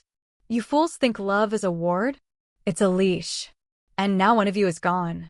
Arden staggered forward, screaming again. But the altar had collapsed. The sigils died. And Soren's name echoed without anchor. Arden pressed his forehead to the mirrored floor. He could still feel him. Faint. Far. But not broken. I'll find you, he whispered. Even if I have to burn through every shadow she's made. In the distance, the mirror heart began to split. Rifts tore through its core like veins of fire. And somewhere inside, a soul drifted, still tethered by name, by promise, by a bond that had refused to break. Soren was not yet lost. But the world was about to be. Chapter 15, The Weight of the Broken Moon. The mirror heart had fallen. Above, the sky no longer held stars, only fractures, cracks like splintered glass, bleeding threads of unlight. Below, where the rift had once swallowed them, the world still trembled as if unsure whether it should finish collapsing or hold on for one more breath. Arden chose collapse. He stepped forward into the nothing. Each step sent tremors through his spine, 1,000 whispers crawling along his skin like ghosts tugging at his name. But he did not turn back. He would not. The mirror sigil on his palm flickered with cold light, responding to the tether that still shimmered, faint but present. Soren was alive. And Arden would walk through ruin to find him. Variel, he whispered, voice hoarse, you don't get to disappear on me. Not now. Not when we finally said it. The abyss gave no answer. So he went deeper. The shattered ruins of Moonstone Bridge hovered like vertebrae of a dead god, arches floating without anchor, slabs of glowing quartz levitating in shifting rings of gravity. Each piece showed fragments of memory, Soren's laughter, his tears, his silence. But the light warped as Arden stepped onto the first shard. The dream turned against him. A mirror exploded in the air ahead.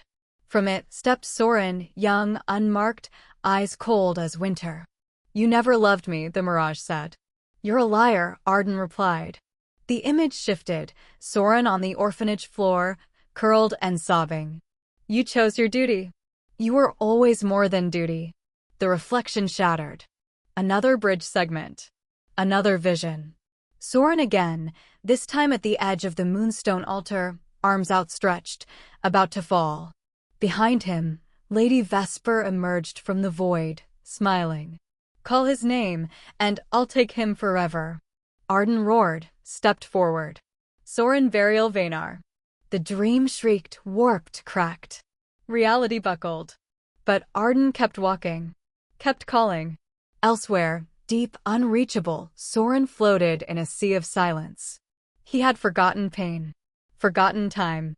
All that remained were voices, ones that hurt. You weren't enough. You were never chosen. Even Arden will leave.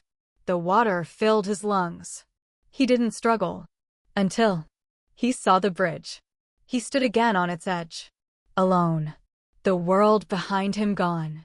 Before him, only darkness.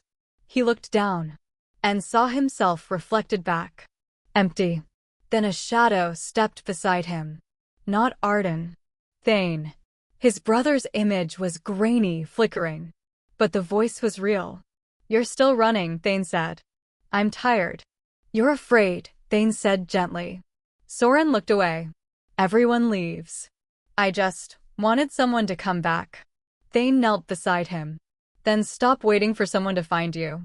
He placed a hand over Soren's heart. "Let them find all of you. The broken parts too." The bridge trembled. Soren looked down at his palms, scarred, trembling, flickering between child and man. "I'm scared they won't want me." Thane smiled. "Want yourself first." The dream cracked. And Arden's voice thundered through. "You are my only home." Soren gasped. The sea shattered. The silence screamed. And he screamed back. Arden found him collapsed on a floating fragment of the bridge, eyes vacant, limbs slack, breath too faint. He felt his knees beside him. "No, no, don't you dare." Soren didn't respond. Arden cupped his face, shaking. "You don't get to die in silence," he whispered. "I never told you how many times I almost gave up. How many times I thought I'd let you go. That I wasn't worthy." He swallowed. "But every time I tried to forget you, it got worse. Like living became something I couldn't carry." His voice cracked. "Because without you, there's no point." And then Soren blinked. Slow, delicate. Arden let out a ragged sob, pressing his forehead to Soren's. "I'm here," he whispered. "I'm here. Come back." Soren's lips trembled. "Still not letting go, huh?" Arden laughed through the tears. "Never again." Soren lifted his hand, weak but certain, placing it over Arden's heart. "I'm ready," he said softly. "To stay. If you'll have me." Arden kissed his knuckles. "Always." The bridge pulsed. And the dreamscape shattered. They fell together into light. No pain this time. No fear. Just breath. Just heat. Just a heartbeat beneath another's ribs. They landed in the fractured remains of the mirror realm, surrounded by collapsed sigils and distant thunder. They didn't speak. They didn't need to. Soren pressed close, forehead to Arden's chest, hands still trembling. Arden wrapped him up, kissing the top of his head, repeating his name over and over like a hymn. Eventually, Soren murmured, "I saw everyone leave. And I came back. I'll always be afraid. Then we'll be afraid together." But peace didn't last. A howl cut through the air, long, blood-choked, inhuman. It echoed from the north, from the direction of the ruined capital. A new sound. Not dream-born. Real. Soren looked up, eyes narrowing. That wasn't a hound. Arden stood, jaw tight. "No," he agreed. That was a warning. And then they saw it. Far beyond the bridge, the sky ripped. Blood-red lightning. Vesper's shadow. And a beast with silver eyes howling at a broken moon. Chapter 16. Wolves Among Ruins. The wind no longer howled in the mirror realm. It whispered. Through shattered windows, it whistled promises of things lost, names never called, hands never held, warmth never returned. Soren and Arden moved like ghosts through the crumbling shell of what had once been the southern watchtower of the mirror heartwall, now little more than jagged stone and frost-bitten ash. They'd emerged from the abyss burned and bleeding, their bond intact but fragile. Every step felt like dragging the remains of a collapsed cathedral. Soren collapsed near a pile of collapsed columns, his breathing shallow, lips cracked. Arden followed moments later, kneeling beside him. Just rest. Just for a while. Soren didn't answer. He was already slipping. The dream came fast. A corridor. A scream. Thane. He was 13 again, locked in the infirmary closet, back burning from the last punishment, knuckles split from trying to protect a younger child whose name he hadn't even known. Then, Thane broke the door. Not just opened it, broke it. Splinters and fury and breathless urgency. He swept Soren into his arms like the world was ending. I don't care what they said, Thane whispered, pressing Soren to his chest. You're mine. You're my home. You hear me? Only you. Soren clung to that voice. Even now, even in ruins, even as the warmth dissolved and woke into cold, he sat up gasping. Arden's cloak had been thrown over him. The embers of their tiny campfire had gone out. And Arden was gone. Soren's heart stopped. Then footsteps, many. Too many. He scrambled to his feet just as the sky cracked. Not with lightning. With steel. Royal crest banners. Dozens. And at their front, dark hair swept back, armor gleaming silver and crimson. Bishop Thuric Solmir.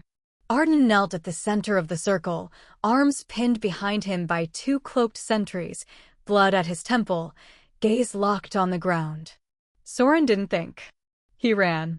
A blast of energy threw him to his knees halfway there, dreamlight corrupted, a poison wind spiraling up from the rift behind them. Vesper. Her voice coiled through the storm, invisible. I warned you, she said, only to Soren. The more you love him, the more you curse him. Soren shook his head, eyes burning. Shut up. Even now, she murmured, you hesitate. What will you do when he bleeds for you again? Thuric's voice snapped through the storm. Bring the traitor forward. One of the guards shoved Arden to his knees in front of the bishop. Blood smeared his cheek, but he kept his head high. Thuric studied him like a misbehaving pet. I should have expected it from you, he said. Your father always had a soft spot for strays. Arden flinched, just slightly. Soren felt it. Thuric smiled. Do you remember how he died? Because I do. Screaming for a son who ran. For a wife who never forgave him. For a crown he was too weak to keep. Arden's jaw trembled. Thuric knelt beside him. You were meant to replace his failure. Instead, you ran to the first pretty monster you couldn't control. Soren screamed and hurled a sigil toward the ring. Blinding light exploded, knocking 3 soldiers back. The rest turned. And the storm descended. The border between mirror and real shattered in a wave of black fog and silver lightning. Soren hit the ground hard, the dream storm slamming into his chest, shredding his grip on the physical world. A dozen voices rose inside his skull. He's not yours. You always cost too much. You're just the echo of someone else. His mirror face cracked. Arden roared, breaking free, diving through the chaos to grab him. Thuric raised his blade, but Arden threw up his arm, catching it in flesh instead of bone, howling as the blade ripped through him to the elbow. Soren collapsed into his arms, screaming, Don't leave me. Don't you dare. Not going anywhere, Arden gritted out, blood pouring down his sleeve. Around them, chaos. Betrayers turned. Vesper's whisper stirred the air like poison perfume. And Soren, despite the pain, forced his body to move. He slammed his palm into the earth. Varial binding. A glyph, ancient and forbidden, ripped open beneath them, flooding the storm with blue fire. The nightmare recoiled. They fell together into the hollow of the glyph's light, and landed hard in the ruins of an old sanctum. A place even Vesper's reach didn't quite extend yet. Soren pulled Arden into his lap, shaking, voice breaking. You can't leave me. I'm not. I don't care what they say, what it costs, just stay. Even if it hurts. Arden reached up with his one good hand, cupping Soren's cheek. I'm tired too, he whispered. But I still choose you. Soren bent down, resting his forehead against Arden's, their breaths tangled. Then he said it so softly it cracked. Stay. Please. Just stay. They didn't move for hours. Just lay curled together in the wreckage of a lost world, blood and ash and breath holding them like threadbare promises. Outside, the storm passed. But the danger didn't. Because above them, the moon turned red. And in the distance, the capital howled. Not with soldiers. Not with men. With wolves. Vesper's voice echoed in the fading dreamlight. The more you love, the less you survive. You won't save him. You won't save yourself. You'll only burn together. Chapter 17, Pact of Blood and Shadow. The trees of Mirrorwood Crossing had no leaves. Only mirrors. Fractured panes twisted into branches. Slivers of memory reflected back in every direction. Faces neither of them had met. Voices they hadn't heard in years. Every footfall echoed like a secret they weren't meant to carry. Soren could barely keep his eyes open. His breath came ragged, his shoulder slick with blood where his magic had burned itself raw. His steps faltered again, and this time he collapsed against a moss-covered trunk, his fingers clutching at bark that bit into his skin like teeth. I can't, he whispered. I can't run anymore. Arden didn't hesitate. He turned, dropped to his knees, and slung Soren onto his back in one fluid motion. Soren let out a broken gasp, burying his face into Arden's neck, too weak to argue. You can hate me later, Arden muttered, tightening his grip beneath Soren's thighs. But right now, I'm not letting you die. Soren didn't hate him. He hated himself. He hated how heavy he felt, not just in body, but in soul. Like every nightmare they'd outrun had wrapped itself around his ribs and whispered, "It's your fault. You always bring ruin." And then he heard them. Howls. Not animal. Not human. Something in between. The sound cracked through the forest like splintering bone. Soren raised his head, just barely, and saw them. The wolves. Dozens. Made of smoke and reflection. Their eyes gleamed with Vesper's brand of silver, too bright, too deep. One stepped forward. It didn't bark. It spoke. And it spoke in Vesper's voice. You're so close, Soren. So close to the end. Arden spun, backing toward the ridge trail. Don't listen. You know what you are, the voice continued. A fracture. A flaw. The reason he bleeds. Let go of him and I'll give you peace. No more pain. No more running. Soren shook his head, tears spilling. She's lying. She's not, Arden said, voice shaking. But I don't care. The wolves stalked closer. Soren's vision blurred. He felt Arden's heartbeat, wild, frantic, through the back of his spine. He hated this. He hated being the one held. The one saved. The one ruining everything. I'm poison, he choked. You should have left me. Everyone was right. Arden stopped. And then, without hesitation, he lowered Soren to the ground, turned his palm skyward, and cut it. The blade wasn't ceremonial. It was personal. Silver-fanged. The kind worn close to the heart. Blood welled instantly. Soren gasped. What are you doing? Arden grabbed Soren's hand, forced it open, and pressed his bleeding palm into Soren's. Their blood mixed, slow, hot, and sacred. I'm making a pact, Arden whispered. The silver feather on both their hands flared, searing pain into Soren's bones, but not the kind that hurt. The kind that claimed. That's not how this works, Soren sobbed. Arden's grip didn't loosen. I don't care what the rules are. If you fall, I fall. If you break, I break. You don't get to do this alone anymore. I'm a disaster, Soren said. Then I'll burn with you. I'll get you killed. Arden pressed their foreheads together. Then die with me. Soren broke. He cried like a child, like he had in the orphanage. Like he had when Thane didn't come back.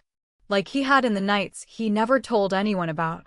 And Arden held him through every shake, every tremble, every breathless plea of don't leave, don't leave, don't leave. Around them, the wolves howled louder. But they didn't advance. Because something had changed. The air burned with something new. Not rage. Not power. Need. A need so sharp it echoed through the mirrorwood. Soren looked up through tear-stung lashes. The wolves were backing away. Their forms flickering, unsteady. Their gazes uncertain. One of them, taller than the rest, turned. It bore the shape of a man now. Tall. Broad-shouldered. Cloaked in moonlight. Thane. But not. A dream made flesh. Soren staggered forward. No. The image raised a hand. And smiled. Not kindly. But knowingly. Come home, Veriel, it said in Thane's voice. You know this is where you belong. Soren's lip trembled. He took one step. Arden grabbed his wrist. Look at me. Soren did. I'm real. The wolves howled again, and this time, the mirror trees responded. The world fractured. A pulse surged beneath their feet. Soren screamed, clutching his head as pain lanced through his mark. Vesper's voice curled around them. Love breeds weakness. You've proved that well enough. Arden staggered, pulling Soren into his chest. We don't need to win, he growled. Just survive, Soren finished. Their blood still clung to one another's skin. And the pact, the bond, shone. A surge of light ripped outward, blasting through the wolves. They scattered. Soren collapsed against Arden, both of them gasping, vision blurring with exhaustion and lingering fire. Don't sleep, Arden whispered. Not yet. Soren nodded, but his head was already dropping to Arden's shoulder. If I die tonight, you won't. Then I want to die like this. You won't. Promise me. Arden pressed a kiss to his hair. I'll never stop saying your name. The storm broke. The wolves were gone. But the forest was still wrong. And ahead, the path narrowed into darkness. Black fog. Cold light. And a voice. Thane's voice. Veriel, it called gently. Come see what you were always meant to be. Chapter 18, Temptation of the Lost Brother. The black mist licked along the forest floor like liquid shadow, creeping between shattered roots and broken mirrorbark trees. The deeper they moved into the fractured dream grove, the less the world felt like something that obeyed shape or sound. The trees whispered in voices that didn't belong to trees. The air pulsed with dreams Soren didn't remember dreaming. And still, he walked toward it. Toward that voice. Veriel. Soft. Familiar. Wrapped in warmth he'd thought buried long ago. Veriel, wait. Arden's voice, far behind. But Soren couldn't stop. He should have known better. Should have recognized the illusion. But when he stepped through the veil of black mist and into the grove's heart, all he saw was Thane. Not a mirage. Not a blur. Him.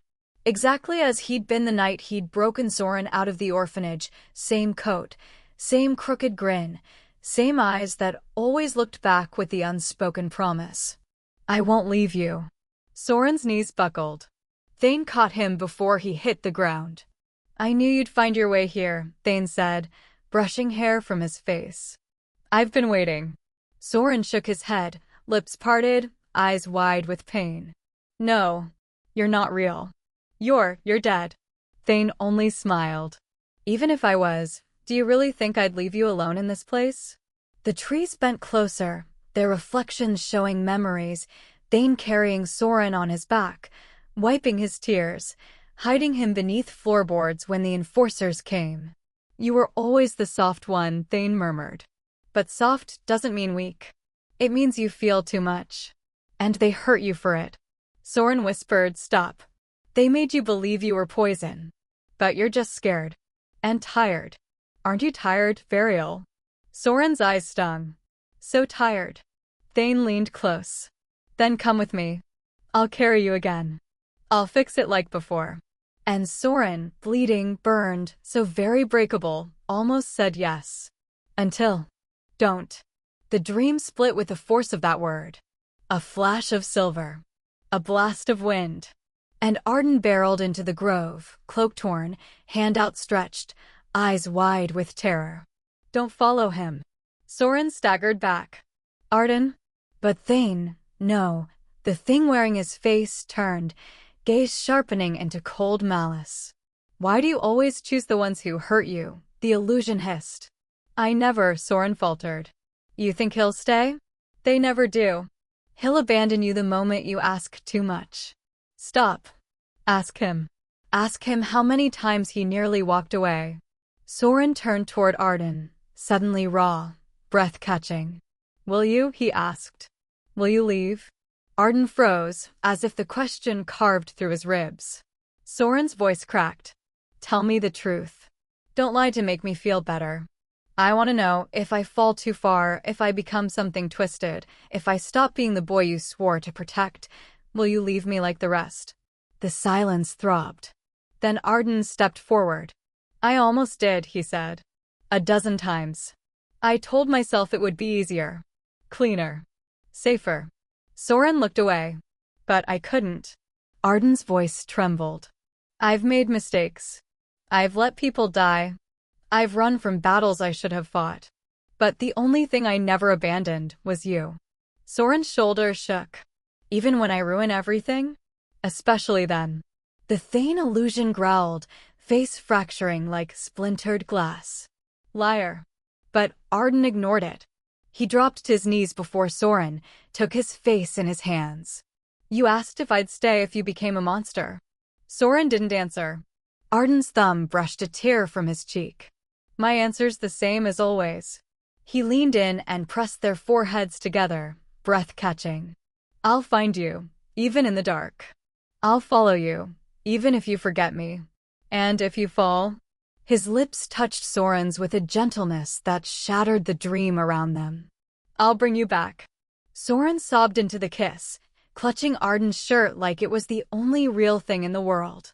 They kissed like the world was ending. Because maybe it was. Around them, the grove screamed. The trees twisted. The Thane illusion howled in rage, its form tearing apart, exposing the writhing core of Vesper's magic beneath. But Soren didn't look away this time. He gripped Arden's hand. And together, they ran. Through the dream storm. Through the breaking grove. Through the memory rain and reflection shards. Their blood-packed pulsed in unison. The illusion tried to catch them, wrapping around their ankles, dragging at their hearts with whispered doubt. But it failed. Because neither one of them hesitated. Not anymore. They burst from the grove into harsh moonlight, fell hard into snow-dusted ruins. The real world met them with cold and wind and silence. And for a long moment, neither moved. Until Soren sat up, eyes red, voice shaking. "Would you really bring me back?" Arden reached over, brushed a leaf from his hair. "Even if you clawed? Even if I forgot you?" Arden leaned in, kissed the corner of his mouth. "Then I'd make you fall in love with me all over again." Soren collapsed into his arms, laughter and tears tangled. They held each other as the moon passed overhead. But just as their breathing slowed, a scream echoed from the forest behind them. Not an illusion. Not a dream. A real voice. Desperate. "Soren." Soren's body went rigid. He knew that voice. "Thane." Arden stood, blade already half drawn. It could be another trick. But Soren's eyes were wide. No, that was real. And just like that, everything they'd gained was about to be tested again. Chapter 19. The Choice in the Mirror. The trees thinned. Light began to break. Not sunlight, not entirely, pale and warped as if filtered through a dream. But it was enough to call it hope. Arden tightened his grip on Soren's hand as they crossed the final stretch of the fractured dream grove, boots crunching frost-laced vines. Every breath burned, every movement left bruises on bruises, but they didn't stop. Not until they saw him. Thane. Sprawled at the base of a collapsed tree, blood staining his collar. One leg bent at the wrong angle. Fingers twitching weakly in snow that had no right being so red. Soren collapsed beside him with a strangled cry. Thane, no, please. His brother's eyes flickered open, cloudy but familiar. And when they met Soren's, they lit. Hey, Runt, Thane rasped. Soren choked. I thought. You think too much, Thane coughed, blood painting his lips. Soren gathered him up, clutching him like the boy he'd once been, desperate, small, terrified of waking up alone again. I'm sorry, he whispered. I never came back. I should have looked harder. I should have. Shoo, Thane said, weak fingers brushing Soren's hair. You're here now. The moment froze like glass. And shattered. Because the lake behind them, Mirror Lake, rippled with sudden light. Not moonlight. Not natural. Vesper. She rose from the water like a queen from a silver throne, robes shimmering like drowned stars, eyes aglow with cruelty dressed as grace. Touching, she said. Truly. I never tire of watching mortals cling to rot. Arden stepped in front of Soren and Thane in an instant, blade already drawn, even as his body swayed with fatigue. You've done enough. Vesper smiled. Oh no. I haven't even begun. She raised her hand. The lake pulsed, and before them appeared a ring of mirrors, 8 tall frames, each reflecting different truths. In one, Soren cradled Thane's body and Arden was gone. In another, Soren kissed Arden beneath a red sky while Thane faded behind him like smoke. In another, all 3 bled out together in a pool of ash and rain. You want a choice, Vesper said, stepping between the frames. Here it is. She pointed to the center. 2 lives. 1 soul mark. Choose. Soren froze. What? You heard me, she purred. Choose one to save. Brother or lover. Blood or bond. You may save one. Try to save both, and all 3 of you die. Arden's eyes flared. Don't listen. Thane coughed. Variel, don't let her. But Soren was already shaking. His hands trembled as he looked between them. Arden, who had found him when no one else had, who had spoken his true name like it was sacred. Thane, who had saved him before he even knew he needed saving, who had held him through every childhood storm. I can't, Soren whispered. Don't make me. You must, Vesper said. Or I'll let the dream devour all 3 of you. Soren stumbled back. No. Arden took a step forward. Then take me, he said, voice low and steady. I've lived long enough on borrowed time. Thane growled from where he lay. Like hell. I've already had my shot, I'm done. Let the kid have what I never could. Stop. Soren screamed, falling to his knees. Stop choosing for me. Vesper raised her hand, and the lake began to turn red. Tick-tock, little wolf. Soren's breathing fractured. The wind picked up. The dream shimmered. His name echoed through every mirror. And then he stood. I refuse. Vesper blinked. What? I said no. His voice cracked, but it didn't waver. I won't pick. I won't lose them. Not again. Not ever. You have no power here, she hissed. I have love. Soren turned, arms outstretched, wrapping Arden and Thane in his embrace. And I am done letting you twist it. Arden buried his face in Soren's neck, shaking. Thane's hand gripped his shoulder, squeezing once. You're worth loving, Variel, his brother whispered. And worth staying for, Arden added. The mirror circle pulsed. Cracked. Screamed. Vesper howled. Fools! You break the balance. Soren smiled through tears. Then let it break. The sky ripped. The lake shattered. And the 3 of them fell. Not down. Through. Into something deeper. Older. More real than anything before. When they woke, they were still holding each other.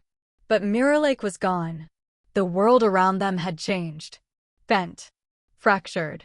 And above them, in the sky, the moon bled. A new circle formed in the heavens, red, seething, ringed in flames. Arden staggered to his feet. What the hell is that?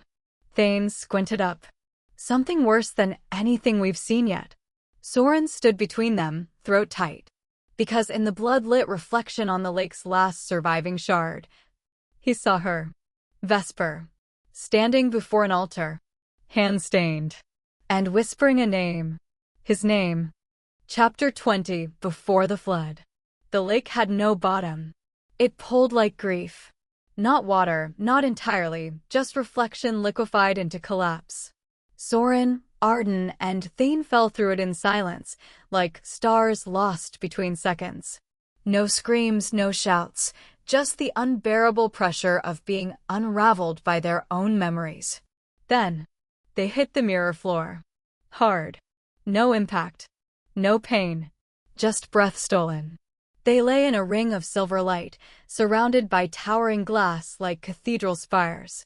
And each one showed not the world, but themselves. Soren rose first, shaky, eyes wide. Where? Thane groaned beside him. Another dream? No, Arden rasped, already standing. A trap. Because the reflections began to speak. Arden showed fire. A city, his city, engulfed in flame. Civilians screamed, torn apart by shadow beasts. Soldiers burned. The Solmir crest shattered like bone. And in the center of it all, Soren lay motionless, half buried in rubble. Arden's hands trembled. No! He staggered toward the mirror. And from inside it, his father stepped forward. You chose weakness, the reflection hissed. You let a single boy turn you into a traitor. I saved him, Arden whispered. You doomed us all. The reflection smiled with his father's mouth. And for what? A curse in a pretty face? A creature that feeds on love because it never had enough of its own. Arden fell to his knees. Soren watched, horrified. He turned and saw his own reflection twist. He was back in the orphanage. The dark hallway. The cold stone. His father's hand gripping his wrist. You're not mine, the man said. You're nothing. And then Thane. Face blank. Back turned. Walking away. I'm tired of carrying you, Variel. Soren clawed at the floor, reaching. No, please don't leave me again. But they kept walking. Until he was alone. Again. Still. Always. A voice whispered in the dark. You were born to be left behind. And Soren believed it. He curled into himself, sobbing, unaware that the lake around them had begun to shimmer red. The mirror floor cracked. Dream light boiled. The voice of Lady Vesper curled through the air, velvet and venom. This is where you break, she said. Where you all admit what I already know. She stepped from the largest mirror, robes glittering with obsidian dust, smile soft as cruelty. You are not saviors. You are scars that never healed. And scars don't win wars. She raised a hand. The mirrors pulsed. The dreams deepened. And the nightmare surged. Black tendrils lashed out from the lake's edge, sharp as memory, hungry as regret. Arden was the first to rise, shielding Soren. But the shadows were faster. One shot straight for Soren's chest. Until Thane threw himself between them. The tendril pierced him clean through. No! Soren screamed. Thane grunted, blood flooding his shirt. Still, he smiled. Somebody had to do it. He collapsed into Soren's arms. Arden dropped beside them, trying to stop the bleeding. But the wound wasn't physical. The mirror had carved something deeper, into the soul. Thane's hand shook as he reached into his coat. Pulled out a small, glowing shard. The moon shadow stone. The one he'd carried since Soren was 5. The one he'd promised never to give away. He pressed it into Soren's palm. I never forgot you, Thane whispered. Not once. Soren sobbed. Why now? Why give this to me now? Thane coughed, smile bloodied. Because you need to believe. You deserve to believe. In what? Thane touched his brother's cheek. That you were never hard to love. And then, he was still. Soren shattered. But the moon shadow stone pulsed in his hand. A heartbeat. A memory. A tether. The world cracked. The mirrors screamed. Vesper raised both arms, eyes burning with rage. You don't get to rewrite fate. Arden grabbed Soren's other hand. We already are. Soren stood, lifting the moon shadow shard like a blade. I'm not your reflection anymore. He plunged it into the mirror floor. Light exploded. Not silver. Not red. Blue. The color of twilight. The color of memory that refuses to be erased. The lake howled as the illusion shattered. And the three of them, Soren, Arden, and the broken body of Thane, were thrown back into the real world. They woke on the edge of Mirror Lake, bodies bruised, breath short. The stars above were spinning. The real moon was gone. In its place, a bleeding ring. Red. Pulsing. Growing. Soren turned, eyes wide. From the south, the direction of the capital. Howls rose. Not singular. Hundreds. And beneath them, screams. Not of rage. Of grief. Of families watching the sky fall. Of magic gone wild. Of everything ending. Therek's voice echoed through the trees, cruel, cold, resolute. All heretics will burn. Vesper's final words followed in a whisper. The flood is coming. And love cannot hold it back. Soren clutched the shard to his chest, eyes burning. And Arden whispered, then we'll hold each other. Even if it was the last thing they ever did. Chapter 21, Eclipse of All Things. The sky had forgotten how to shine. Where once the moon had ruled silver and proud, now hung a broken ring, red at its edges, black at its core. It pulsed like a wound in the sky, leaking madness and shadow onto the trembling world below. They stood at the edge of the ruined capital, staring at the city that had once been home and now breathed like a corpse refusing to die. Soren, Arden, and Thane. All three worn, bloodied, haunted. Soren couldn't speak. Could barely breathe. The spires of the palace were cracked open like bones, and where once the council square had stood, nightmares slithered through shattered fountains, hissing between folds of smoke. And worst of all, there was no moonlight. Only the eclipse. Only the silence of something ancient and hungry watching from above. They did it, Arden murmured. They broke the balance. Soren swayed. Thane caught him. It's not over yet. But it was. They knew it. Because the moment they stepped across the ashen threshold of the outer wall, Bishop Therek's voice rang from the bell towers. So it is true. The courtyard below filled with armed soldiers, armor scorched and dented, eyes wild with dreamfire infection. Half of them didn't even look human anymore, faces twisted from too many nights of Vesper's whispers. The Rick stepped forward in his crimson-trimmed robes, face as cold and unyielding as stone. My nephew returns, not as a son of Solmir, he said, raising his hand, but as the filth that turned his back on the blood that bore him. Arden said nothing. His sword was already drawn. The Rick didn't blink. Bring me his head. And burn the mirror creature beside him.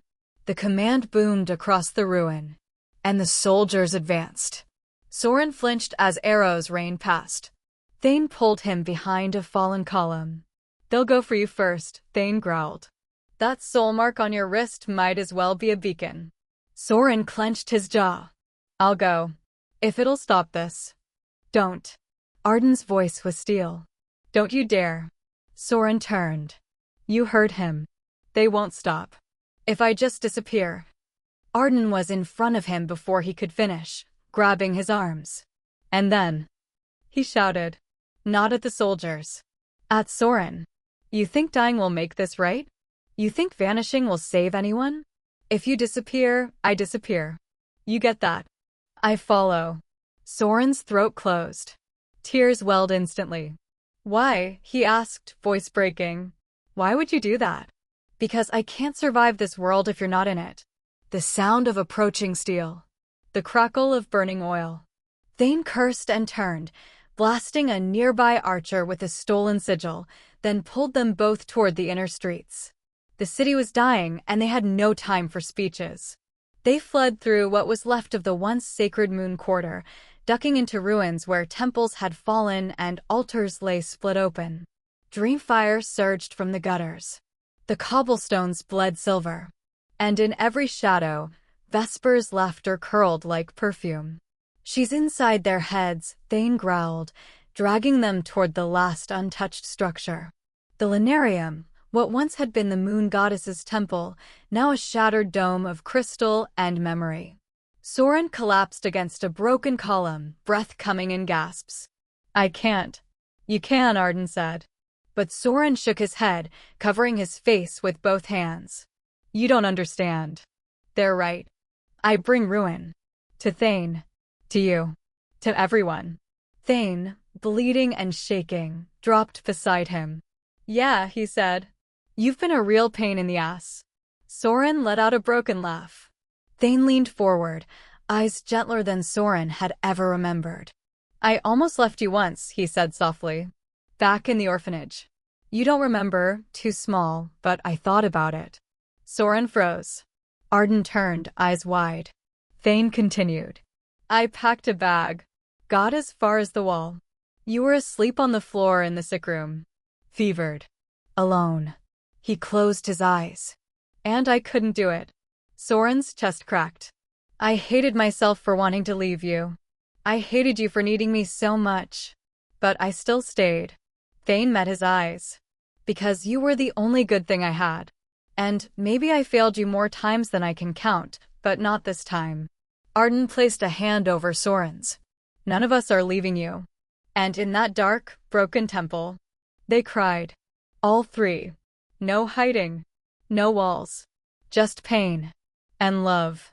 Even there, amid the end of all things. The moment broke. Because from the altar stairs, light flared. A projection. A figure. Lady Vesper Wynn, tall and regal, clad in robes of dream-woven shadow. She stood upon the altar like a queen upon a battlefield, her voice soft, deadly. Touching, she said. Truly. Her eyes roamed over them all. She smiled when they flinched. You think this little trio of tragedy can defy what has already been written? She raised a hand. And the ground shuddered. Screams rose from outside as Theric soldiers began to turn on each other, madness taking them, one by one. The dream was winning. Tell me, Vesper whispered, stepping down from the altar. Do you really believe love is strong enough to undo fate? Soren stood. Straightened. Bloodied. Eyes fierce. Yes, he said. Vesper tilted her head. Then let's see how far it carries you. The dream snapped. And the temple collapsed. The final battle hadn't begun. But its shadow now stretched across the world. And from the sky above, the eclipse opened wider. The moon no longer just vanished. It wept. And with every drop, a piece of the world died. Chapter 22, The Temple Bleeds. There was no sky anymore. Only red, bleeding cracks where the heavens used to be. The shattered dome of the moon temple lay in ruin around them, jagged columns like broken ribs, the central altar a pulsing wound of moonstone and ash. Soren's breath fogged in the cold, heavy air. His limbs ached with more than exhaustion. Something was wrong. He couldn't move. Chains, iron ones, not dream stuff, had burst from the altar and wound themselves around his arms, his chest, his throat. They pulsed with mirror light, thorns carved into every link. Every breath felt like swallowing glass. And before him stood Bishop Theric Solmir, arms raised, his robe dragging in the blood pooled beneath the altar. The rite is ancient, Theric intoned, and justice is long overdue. Soren gasped, twisting in the bindings. Stop. You, Theric said, voice like a blade, are an abomination. A child born of error. A face worn by too many masks. He stepped forward. And you, Arden, he said without turning, were once my heir. Now, you kneel for a mirror spawn. Arden didn't kneel. He was on the steps, slashed open, armor burned, breath rattling in his chest. But his eyes burned. And his fingers gripped the silver feather at his heart. I won't let you take him. You've already lost him, Theric hissed. Can't you feel it? His soul is splitting as we speak. His mirror twin is screaming in the other world. Soren's body arched, his eyes snapped open wide. Blood trickled from his mouth. He saw both worlds, the dream and the real, layered over each other. The mirrors cracked. His mind cracked. He screamed. Stop it. Arden stumbled to his feet, fury distorting his face, and jammed the feather sigil into the ground. It ignited with silver fire. "I'll take it," he roared. "All of it. The curse, the pain, the rot. Give it to me." The light hit the chains. They hissed. Soren slumped, half-conscious. "No," he whispered. Don't trade yourself." Arden dropped to his knees before the altar, skin burning from the dream flame crawling up his arms. "You don't get to decide that," he said, voice low. "Not anymore." Soren's tears mixed with blood. "Please, don't die for me. Then don't ask me to live without you." Above them, lightning split the sky. Moonlight tried to push through, failed. The eclipse devoured everything. And from the side, Vesper Wind stepped out of a mirror like a whisper in velvet. Her smile was slow, cruel, but not for Arden. Not even for Soren. For Thane. He stood at the edge of the altar, sword trembling in his hand, eyes locked on his brother's mangled body. Vesper cooed. "You know how this ends, don't you, Thane?" He didn't answer. "You've always wanted to go home," she purred. "The family. The name. The quiet. The safety." Thane's knuckles turned white. "I can give it to you," she said. "Just one act. One death. Kill him. Spare the world the flood." Soren met his brother's eyes. He didn't plead. He just looked, tired. Like he wouldn't be surprised. Thane's jaw clenched. The blade lifted. "Thane," Soren whispered. And then, Thane turned the blade and drove it into himself. The altar screamed. Magic blew outward like a shattered lung. The chains cracked, snapped. Soren dropped to the floor. Thane's blood spilled across the stones, bright and ancient and full of names no one remembered. He stumbled back, clutching his stomach. "Family's not blood," he gasped. "It's who stays." Soren caught him as he fell. No, Thane." Arden crawled to them both, wrapping arms around them as the magic burned brighter. Thane smiled, lips trembling. "You're worth choosing." And then, he was gone. The altar cracked open. The temple began to fall. Soren screamed, his throat raw. Arden dragged them both out as beams collapsed, as the eclipse overhead pulsed faster, like a clock nearing midnight. They made it outside just as the final stones fell. Soren collapsed beside his brother's body. Arden knelt beside him, trembling. And then, the sky lit red. The entire city shimmered. Vesper's voice echoed from every wall, every puddle, every mirrored shard. "The final eclipse has begun." In the distance, the city howled. People screamed, not from injury, but from transformation. Dream rot consuming their limbs. Moonburn flaying their minds. Soren stared up at the sky, vision blurred, heartbreaking. And Vesper whispered, "One of you will live. One. Choose wisely." Chapter 23, The Mark of Betrayal. The alley reeked of rot and scorched stone. Smoke coiled up from the broken bricks, weaving through shattered lampposts like the last breath of something sacred.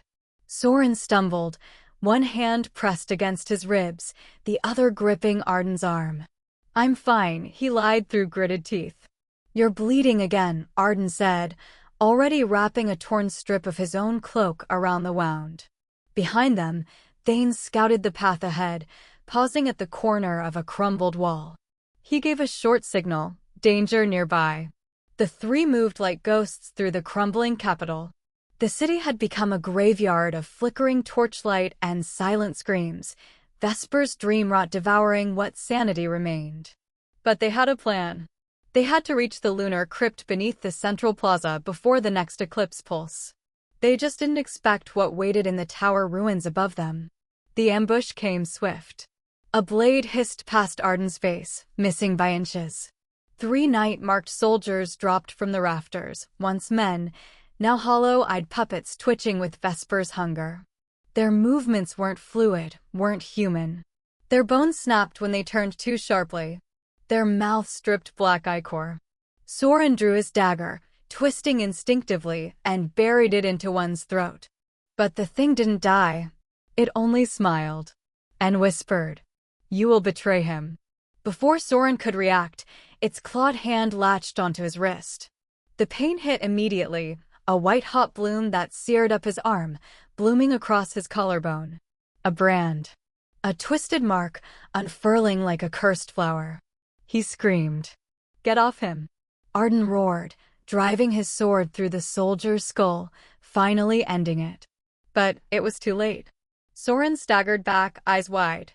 The skin above his heart shimmered with a shifting sigil, dark and alive, like ink blooming underwater. Thane rushed forward, blades still dripping. "What is that?" And then Vesper laughed. Her voice floated in from nowhere and everywhere, thick as incense. "Oh, my darling boy," she purred. "I left you a gift." They turned. She stood atop the broken balcony of the tower, arms wide, the eclipse glowing behind her like a crown. "That mark is mine," she said. "And it only needs a seed to bloom." She turned her gaze to Arden. A single doubt. A flicker of fear. A whisper of "what if he turns on me?" That's all it takes. Then he'll gut you like any other enemy. Arden snarled, stepping in front of Soren. "You'll never twist him." But Soren was already swaying. The mark pulsed. And his eyes changed. "Arden," he whispered, voice shaking. Arden reached for him. And Soren struck. A blast of mirror force hit Arden in the chest, sending him crashing into the rubble. "Soren!" Thane shouted. But Soren couldn't hear him. He advanced, eyes dim, the mark crawling higher up his throat like a choking vine. "I don't want to," Soren hissed, clawing at his head. His fingers bled. And still he advanced. Arden sat up, blood on his lips, and didn't lift his sword. "Soren," he said gently. "I'm here." Soren roared, slamming a wave of dream flame toward him. Arden didn't dodge. Didn't flinch. Only opened his arms. "You can hit me," he whispered. "You can burn me. I'll still be here." Soren faltered. The flame stuttered. "I don't want to hurt you." Arden took a step forward. "You're not hurting me. The curse is." Another step. Soren's breathing turned ragged. "Get away." "No." Another step. "If I turn, then I'll follow." Soren's knees buckled. He dropped, clawing at the cursed mark. "I'm turning into a monster." "No," Arden said, dropping beside him, voice thick with unshed tears. "You're trying to hold on. That's not monstrous. That's brave." But it wasn't enough. The mark pulsed again, flaring. Until blood. Warm. Familiar. Soren looked up. Thane stood over them both, a shallow cut across his palm, dripping onto Soren's chest. "Remember this?" he whispered, lifting a small strip of cloth. Faded. Old. A scrap of the poem he'd written when they were boys. Tucked in Soren's blanket the night he ran. Thane pressed it to Soren's heart. "I should have stayed. I didn't. But I'm staying now." His blood mingled with Soren's. And the mark recoiled. It hissed, shivered, and began to withdraw like a tide pulling back from broken shores. Soren blinked. Air returned to his lungs. He gasped and fell forward into Arden's arms. "I'm sorry," he choked. "I didn't mean to." Arden buried his face in Soren's neck, shaking. "You came back." "I always will," Soren said, sobbing. And behind them, Thane knelt. Wounded. Exhausted. But smiling. They moved into the shadow of the tower, huddled beneath cracked archways, barely able to walk. The mark had faded, but not vanished. And above them, Vesper watched. Smiling.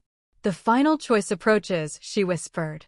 From the heart of the city, the moon altar began to glow. Nightmares gathered. The final ritual was beginning. And this time, none of them might survive it. Chapter 24, Bound by Broken Vows.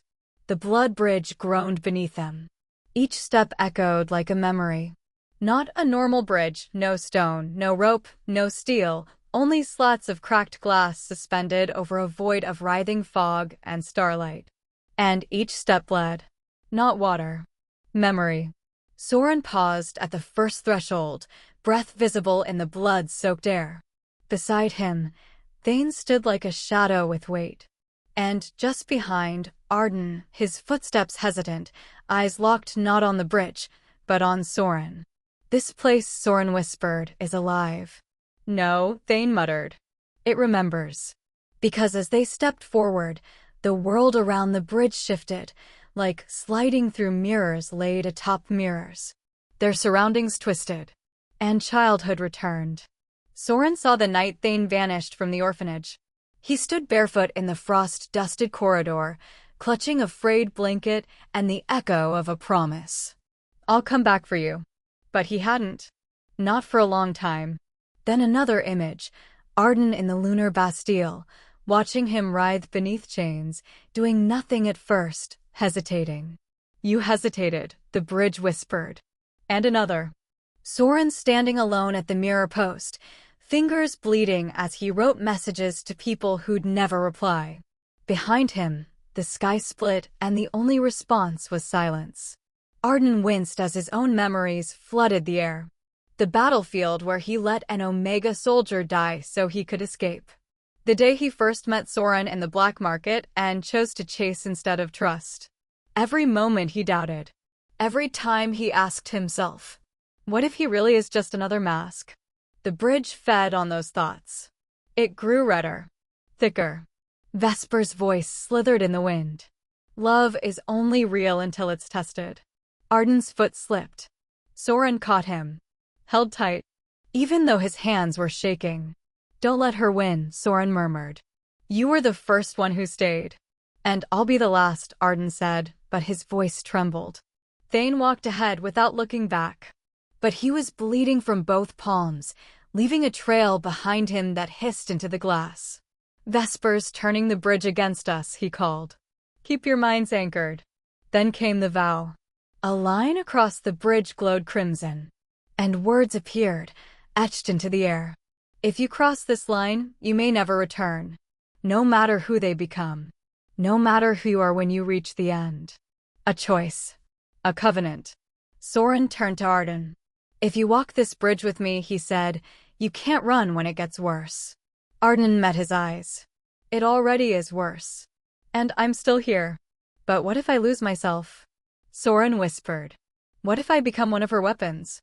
Arden stepped forward until they were chest to chest. "Then I'll remind you who you are. Even if it kills me." Soren's voice cracked. "You really think I'm worth all that?" Arden smiled, eyes full of grief and stubbornness. "Even if you broke me 100 times," he said softly, "I'd still crawl back to you." Soren's tears fell. Not dream stuff. Not illusion. Real.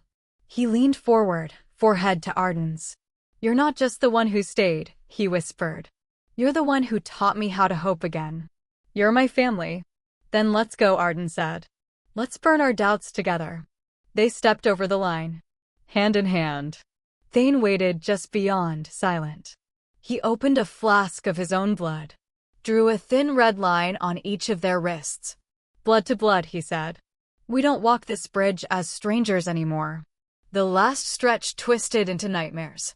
Figures from Soren's past clawed at his ankles, faceless foster fathers, screaming nuns, twisted versions of himself whispering, "You'll always be alone." But Arden kept holding him. When Soren faltered, Arden pulled. When Arden wept, Soren steadied. And when Thane staggered, bleeding from his side, Soren turned back, ignoring the vow, to drag him forward. They crossed. The moment their feet touched the final step, the illusions vanished. Before them rose the lunar altar, now transformed. A twisted city of dreamflesh and obsidian, 1,000 spires weeping silver, reality and nightmare fused together. And at the summit, beneath the fully eclipsed blood moon, sat Lady Vesper Wynn.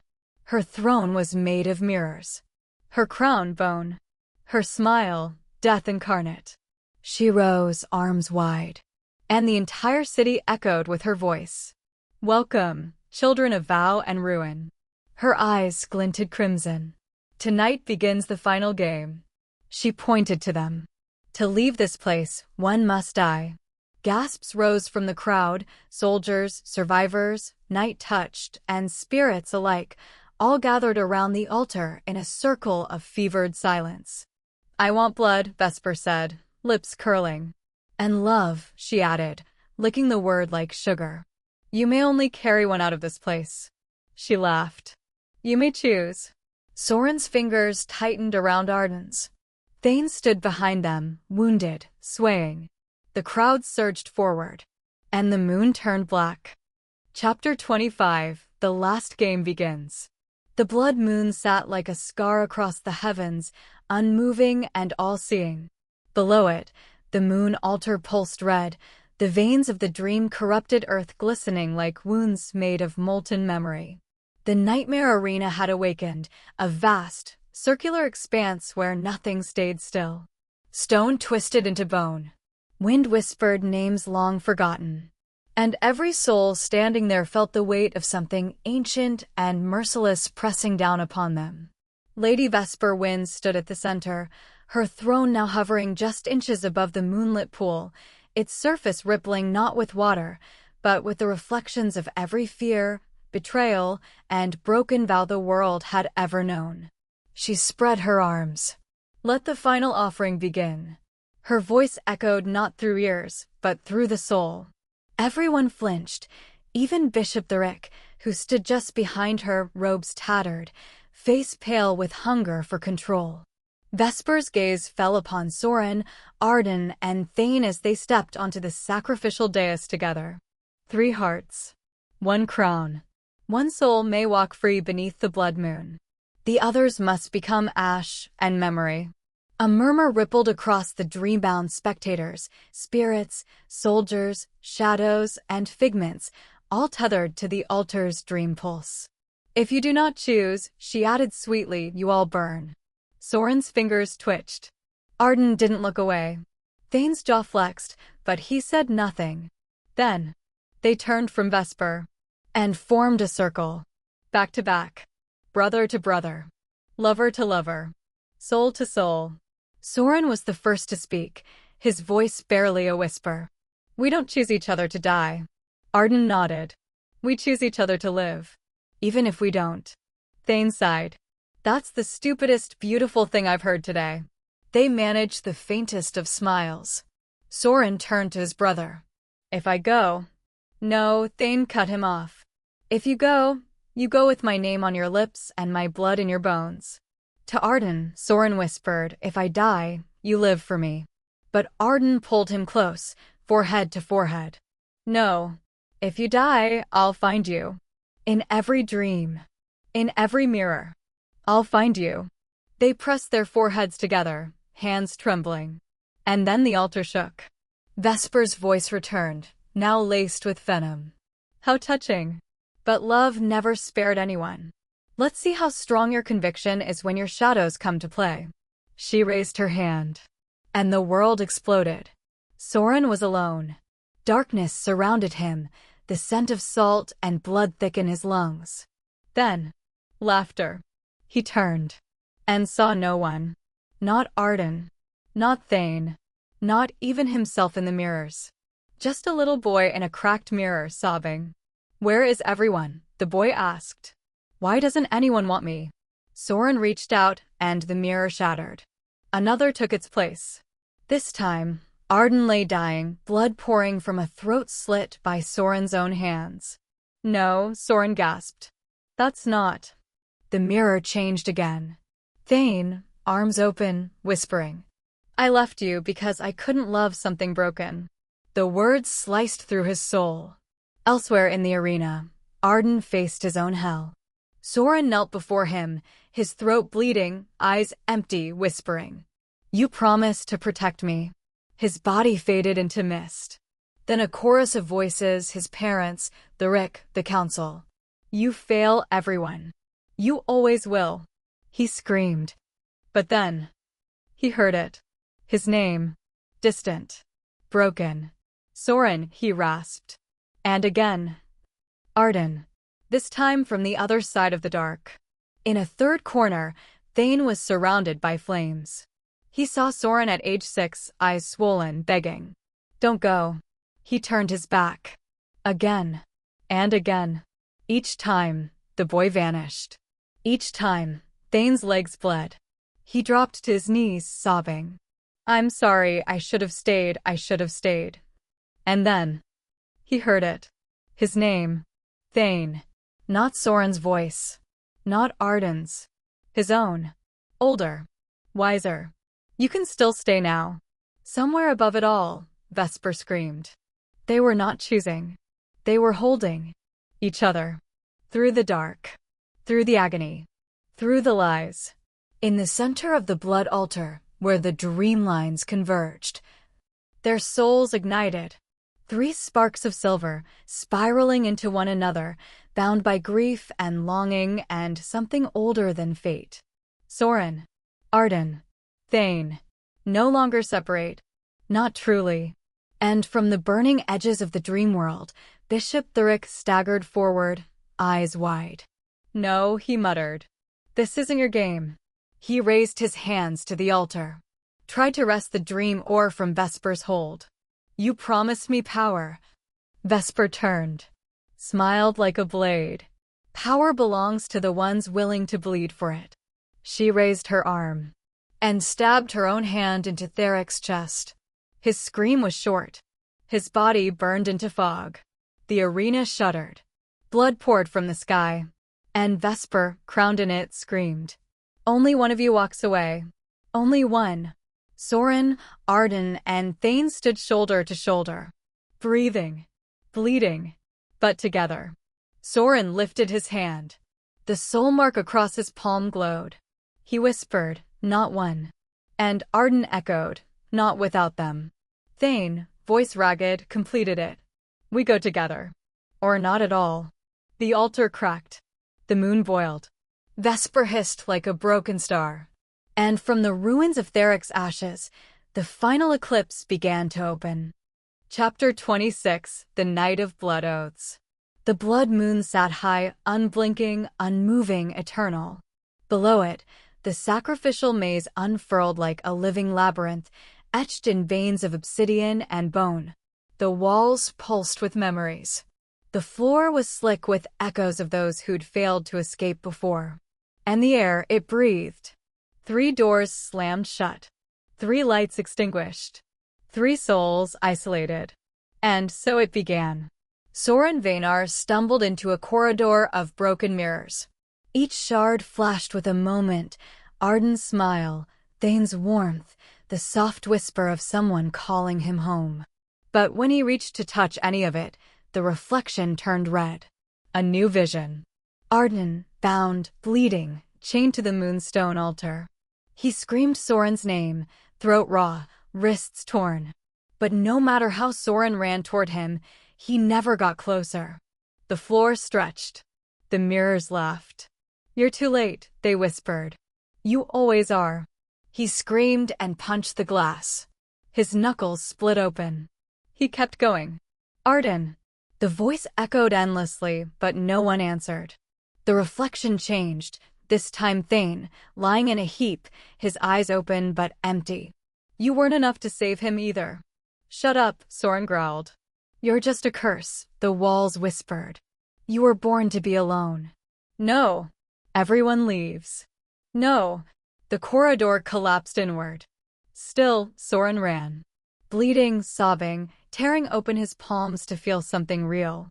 "If all the world demands your death," he roared into the abyss, "I'll still choose to live with you." His voice cracked. His knees gave out. And still, he crawled forward. In another chamber, Arden's soul mirror stood over a grave. A simple stone. Just one word. "Soren." He blinked. It changed. The stone was now a body, his. No, Soren's. Blood dripping from Arden's blade. He screamed and dropped the sword. But the memory looped. And looped. And looped. Again and again, he saw himself driven mad, possessed, betrayed, and every time, his hands delivered the killing blow. No, this isn't real. But it felt real. The warmth of the blood. The weight of loss. Every time Soren whispered, "I trusted you," it shattered something deeper inside him. He fell to his knees. Clawed at his own chest.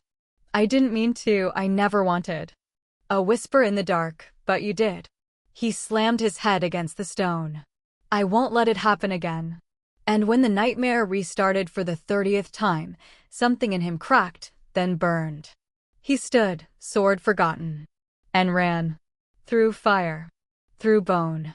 Through walls that bled guilt. He screamed Soren's name like a battle cry. And finally, at the edge of a shattered illusion, he saw him. Curled, shaking. Barely breathing. Soren. Soren looked up, eyes clouded. You're not real. Arden dropped to his knees. Took him into his arms. Pressed his bloodied forehead to Soren's and said, Even if you push me away 1,000 times, I will always come back. The illusion cracked. They held on to each other. And didn't let go. Thane Vaynar wandered through a hall of doors. Each open to the same thing. Soren, young, cold, crying in the dark. And Thane, turning away. I have to, one version said. I'm just a kid, said another. I can't save him, whispered the third. But Soren kept dying. Alone. In silence. In frost. In fire. Every door slammed shut with a heartbeat of guilt. Until Thane dropped to the floor, fingers shaking. He wept, not like a soldier. Like a brother. I'm sorry, he whispered into his hands. I'm sorry I left. And then a figure appeared before him. Not Vesper. Not a dream. Just a little boy shivering and silent. Do you want to try again? The boy asked. Thane looked up, eyes burning. And nodded. He stood. Walked past the doors. Toward the pain. Toward the shame. Toward the chance to keep a promise he once broke. The maze groaned. Dreamstone walls began to crack. Soren, Arden, and Thane, drawn together by light, by blood, by truth, met at the heart of the labyrinth. A circle of runes exploded outward, and a torrent of blood rose from the earth, lifting them up, out of the maze, back to the altar. The real world returned. The blood moon shone overhead, huge and unrelenting. Vesper stood at its base. Her body cloaked in mist, her arms dripping soul ichor. Bishop Thurick stood beside her, eyes wild, dreamsick, lips moving in ritual phrases no longer human. Vesper stepped forward, clapped once, and said, The maze was merely your confession. She turned her eyes to the three of them. You endured. You held. You bled. A beat. Now bleed again. The ground cracked beneath them. The moon reached its apex. Vesper's voice echoed like a god. The throne of the twin soul must have one body. One name. One heart. 3 is too many. 2 is a paradox. Only one will carry the flame forward. The others will feed it. The wind howled. The city shook. And the final altar began to rise. Chapter 27, The Sacrifice and the Crown. The blood moon bled harder. It wept over the cracked earth of the lunar altar, over the ruined bodies of the dying and the damned, and over the obsidian stones of the rift throne, which pulsed with the agony of centuries. Soren, Arden, and Thane stood upon the final dais, breathless, bruised, broken, but not bowed. Not yet. Not while they still chose each other. Lady Vesper Wynn stood before them like prophecy made flesh. Her robes coiled with nightmares, her skin slick with reflected memories, her eyes twin eclipses of everything lost. Beside her, Bishop Thurick raised the crown of the rift, a halo of silver and blood that spun slowly above his palms, inscribed with runes none but the cursed could read. His voice rang out like a blade. 3 souls for one throne. The others must burn. The rift throne trembled in hunger. Vesper's smile widened. Choose. The silence was immediate.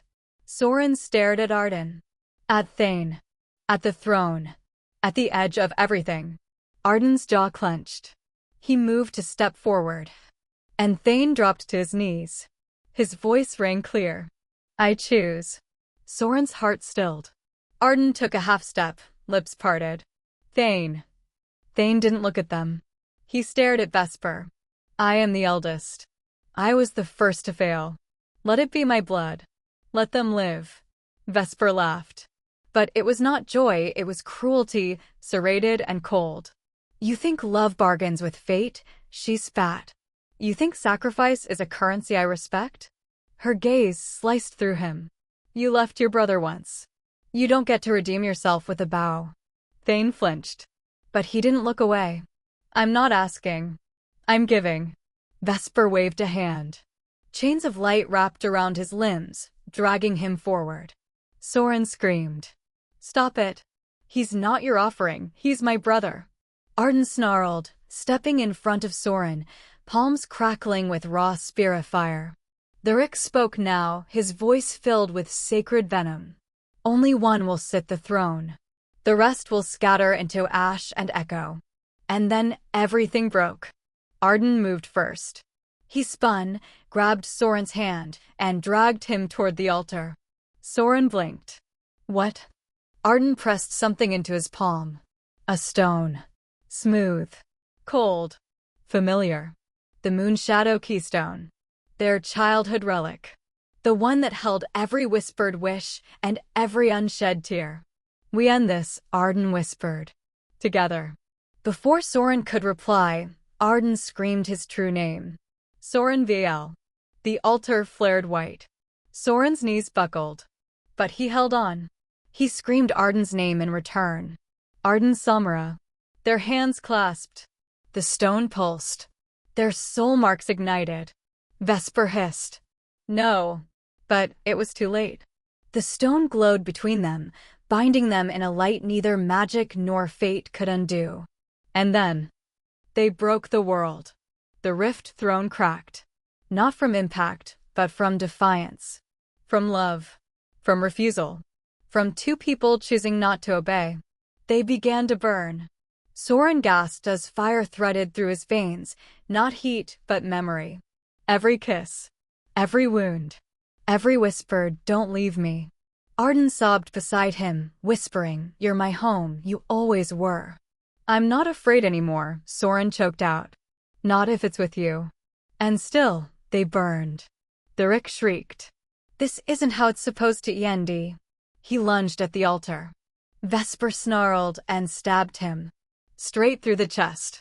His soul shuddered. Fell apart like wet ash. The crown fell to the floor and cracked. Vesper staggered back, panting. You can't, rewrite what is written. Thane stepped forward. Bleeding. Dying. But alive. He held his hand out. Drew a circle with his own blood. Whispered the vow he had never spoken aloud. I will never leave him again. He pressed his palm to the burning stone between Soren and Arden. Their screams stopped. The light turned silver. The pain became warmth. The soul rift closed. Not with obedience, but with bond. Brother to brother. Lover to lover. The altar shattered. The blood moon screamed. And silence fell like snow. All three collapsed. The throne crumbled behind them. Vesper staggered back. Cloak in tatters. Face hollowed by defeat. She sank to her knees, whispering. No.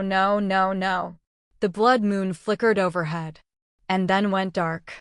Everything froze. Time. Breath. The gods. The stones. The fire. Just the sound of 3 heartbeats slowing. Soren. Arden. Thane. Their souls rose, lifted into the night by silver flame. Suspended. Drifting. Not dead. Not alive. Just. Waiting. The world held its breath. And fate, for the first time in 1,000 years, had no idea what came next. Chapter 28. The crown shatters. The night remembers. The blood moon cracked with a sound like the heavens shattering. A second later, it exploded. Shards of red light fell like dying stars, crashing through the dream-veined sky of the nightmare throne space. Below, the altar was gone. The world had lost its name. Only the rift remained. And at the center of it all, floating between what was and what would never be again, was Soren, arms outstretched, drifting. He wasn't alone. Arden appeared beside him, soul flickering, breathless, scorched by pain but still reaching forward. Soren, Arden gasped. Soren's voice trembled like glass. You found me again. I always will. Around them, reality collapsed. Below, the crown of the rift throne twisted and howled, devouring itself. Above, Lady Vesperwind screamed. She hovered over the empty throne like a prophet unmade, robes aflame, eyes bleeding. Her hands were claws, grasping at the broken moonlight. If I cannot rule the world that was, she hissed, then I will forge a world from ashes. She plunged her hands into the stone of the throne core. The air tore. The void screamed. And all hope nearly died. But not before Soren and Arden reached for each other. Their fingers met. And in that moment, the rift paused. Just long enough for truth to bloom. Soren's voice was soft. Shaking. Honest. I spent so long hiding my need for you, because needing felt like weakness. But I don't want to be strong anymore if it means being without you. Arden swallowed. His own words trembling. You've never been weak. You're what made me want to live. I'm broken, Soren whispered. Arden pressed their foreheads together. Then let me break too. Tears slipped from their eyes, and their soul marks ignited. The silver light of their bond coiled around the cracked crown like a final song. We don't need a throne, Arden whispered. We never did, Soren replied. They reached into their palms. Pressed the childhood keystone between them. Their blood, old and new, ran down its sides. And then, they spoke their true names. Louder than any god. Clearer than prophecy. Soren Veinar. Arden's Solmir. And the world answered. The throne shattered. Its pieces became birds. Light. Ash. Hope. Below, Vesper shrieked in agony. No, no. She turned on them, skeletal and luminous, raising the last of her soul into a blade of dark. If I fall, she snarled, I'll take you with me. But something stood between her and the light. Someone. Thane. He rose like a memory. His body torn, flickering. His soul already half consumed. But he smiled. Calm. Not this time, he said. He turned to Soren one last time.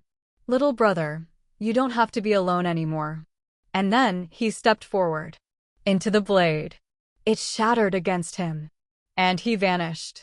Light and tears and love all at once. Vesper screamed one final time. And the night swallowed her. Then silence. Soren and Arden fell, slowly, back into the crumbling earth. Their souls, still bound, drifted together in the shape of one. The blood moon dissolved into starlight. The sky grew quiet. And in the void left behind, a single whisper echoed. Live. The rift collapsed. The throne was no more. All that remained was love and the new shape of the world.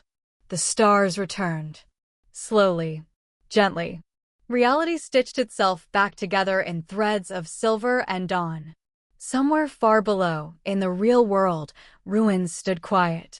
And in their center, 3 figures lay, curled together in sleep.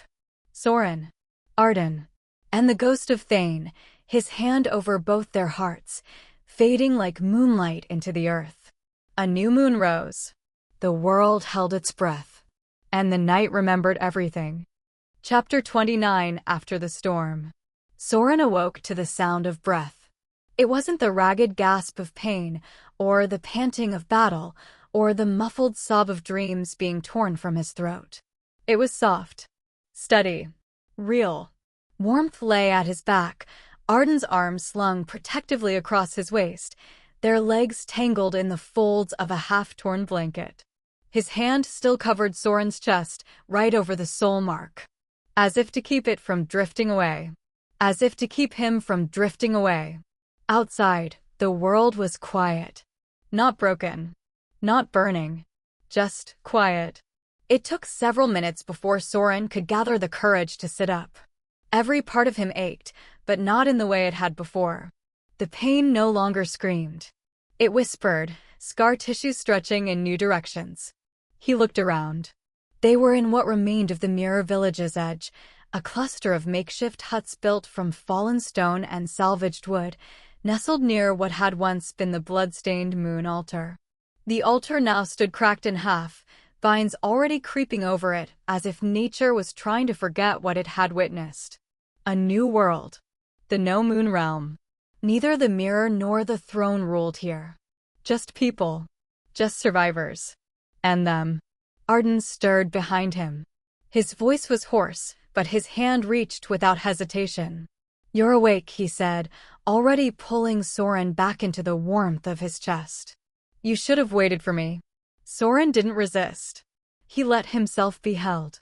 "I dreamed," he murmured, "of the blood moon breaking, and Thane smiling from a place I couldn't reach." Arden rested his chin on Soren's shoulder. "Maybe that means he found peace." A long silence. Then, "I don't know if we did." "You're still here," Arden said. "I'm still here." "That's not the same." "No," Arden agreed softly, tightening his hold. "It's better." By midday, they rose together and helped where they could, carrying wood, mending old tools, sharing silent looks with the other refugees who had once been called rebels, exiles, dream-bearers. The new village had no ruler. Only grief. Only rebuilding. But in the hollow spaces where power once echoed, something else bloomed. Hope. That evening, Soren stood at the ruined moon altar, the setting sun throwing long shadows over the carved stones. A single shard of the old crown remained, now embedded into the stone like a buried truth. Beside it, Soren had placed a small stone pillar, wrapped with a ribbon of torn cloak, Thane's. He had inscribed nothing upon it, because no words were enough. Only silence. Only standing there long enough for the ache to stop roaring and start remembering. That night, Soren woke from a nightmare. His fingers trembled. His lungs refused air. But Arden was already there, holding him. "I'm here." "I'm here," Arden whispered again and again, like a chant that kept the dark away. Soren curled into him, pressing his forehead to Arden's bare chest. "I keep dreaming that I'm alone again. That none of this was real." Arden kissed his hair. "Then I'll make it real every morning until you believe it." Soren tilted his face up. The kiss was soft at first. Then it wasn't. It was all the things they had never said, all the pain and longing and aching held back by battle and blood and fear of losing what they never thought they could have. But now? Now, there was no throne between them. No crown. No prophecy. Only skin. And breath. And a bond carved in nights too long to forget. Later, lying in each other's arms, bare beneath the stars, Arden whispered into Soren's temple. "No more leaving?" Soren nodded.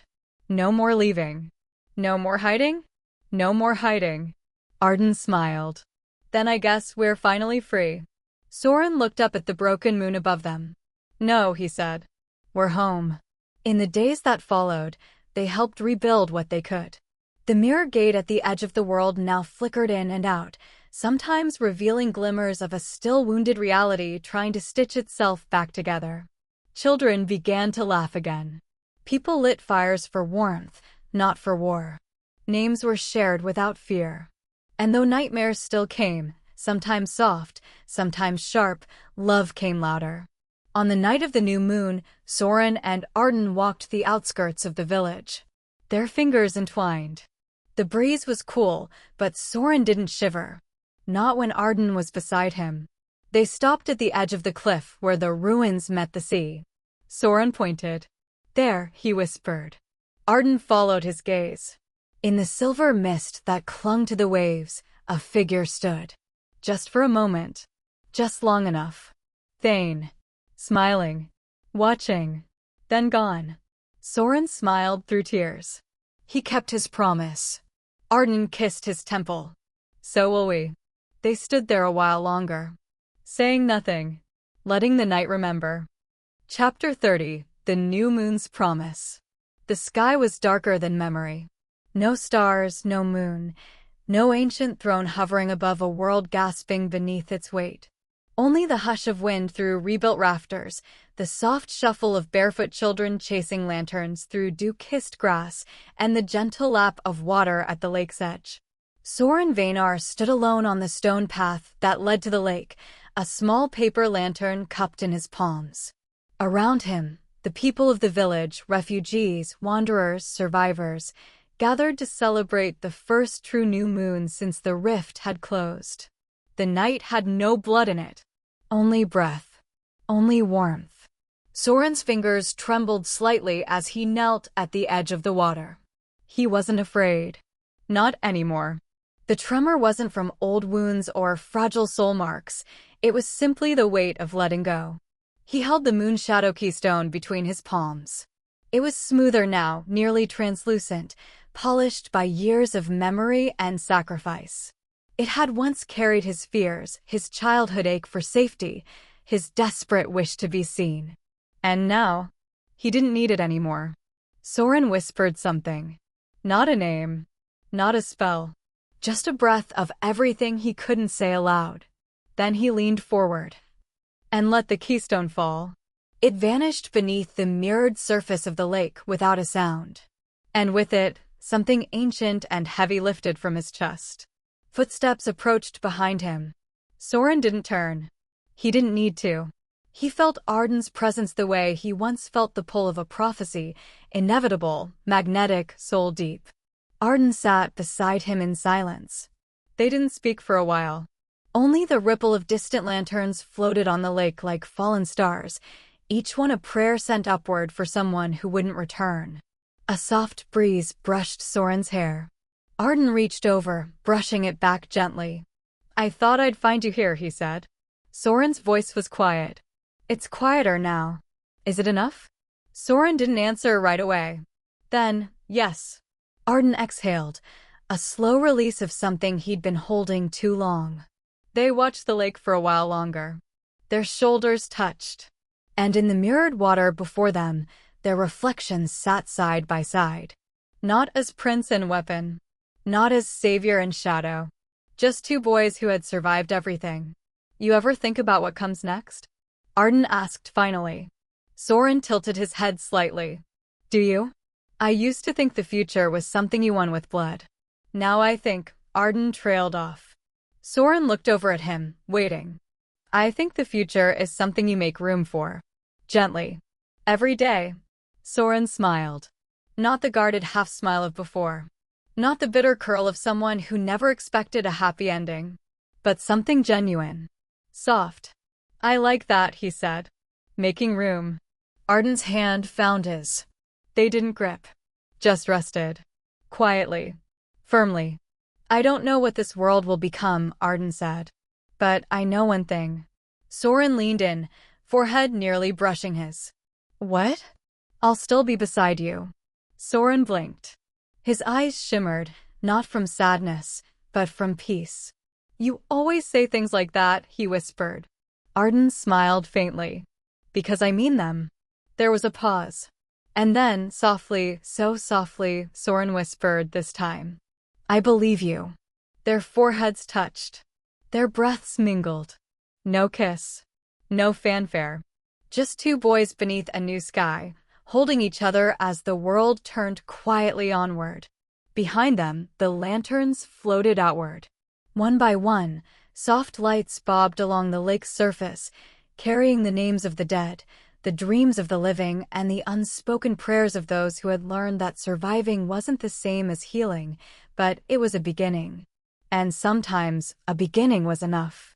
The moonless sky above them pulsed gently. And in that darkness, the promise of light stirred. Somewhere deep in the lake, the keystones settled into silt. And above, a single sliver of silver light curled at the edge of the horizon. The new moon had risen. Not as a prophecy, but as a promise. Some names, they say, are only remembered at the edge of night. And their story? Only begins when the moon returns to whisper it again.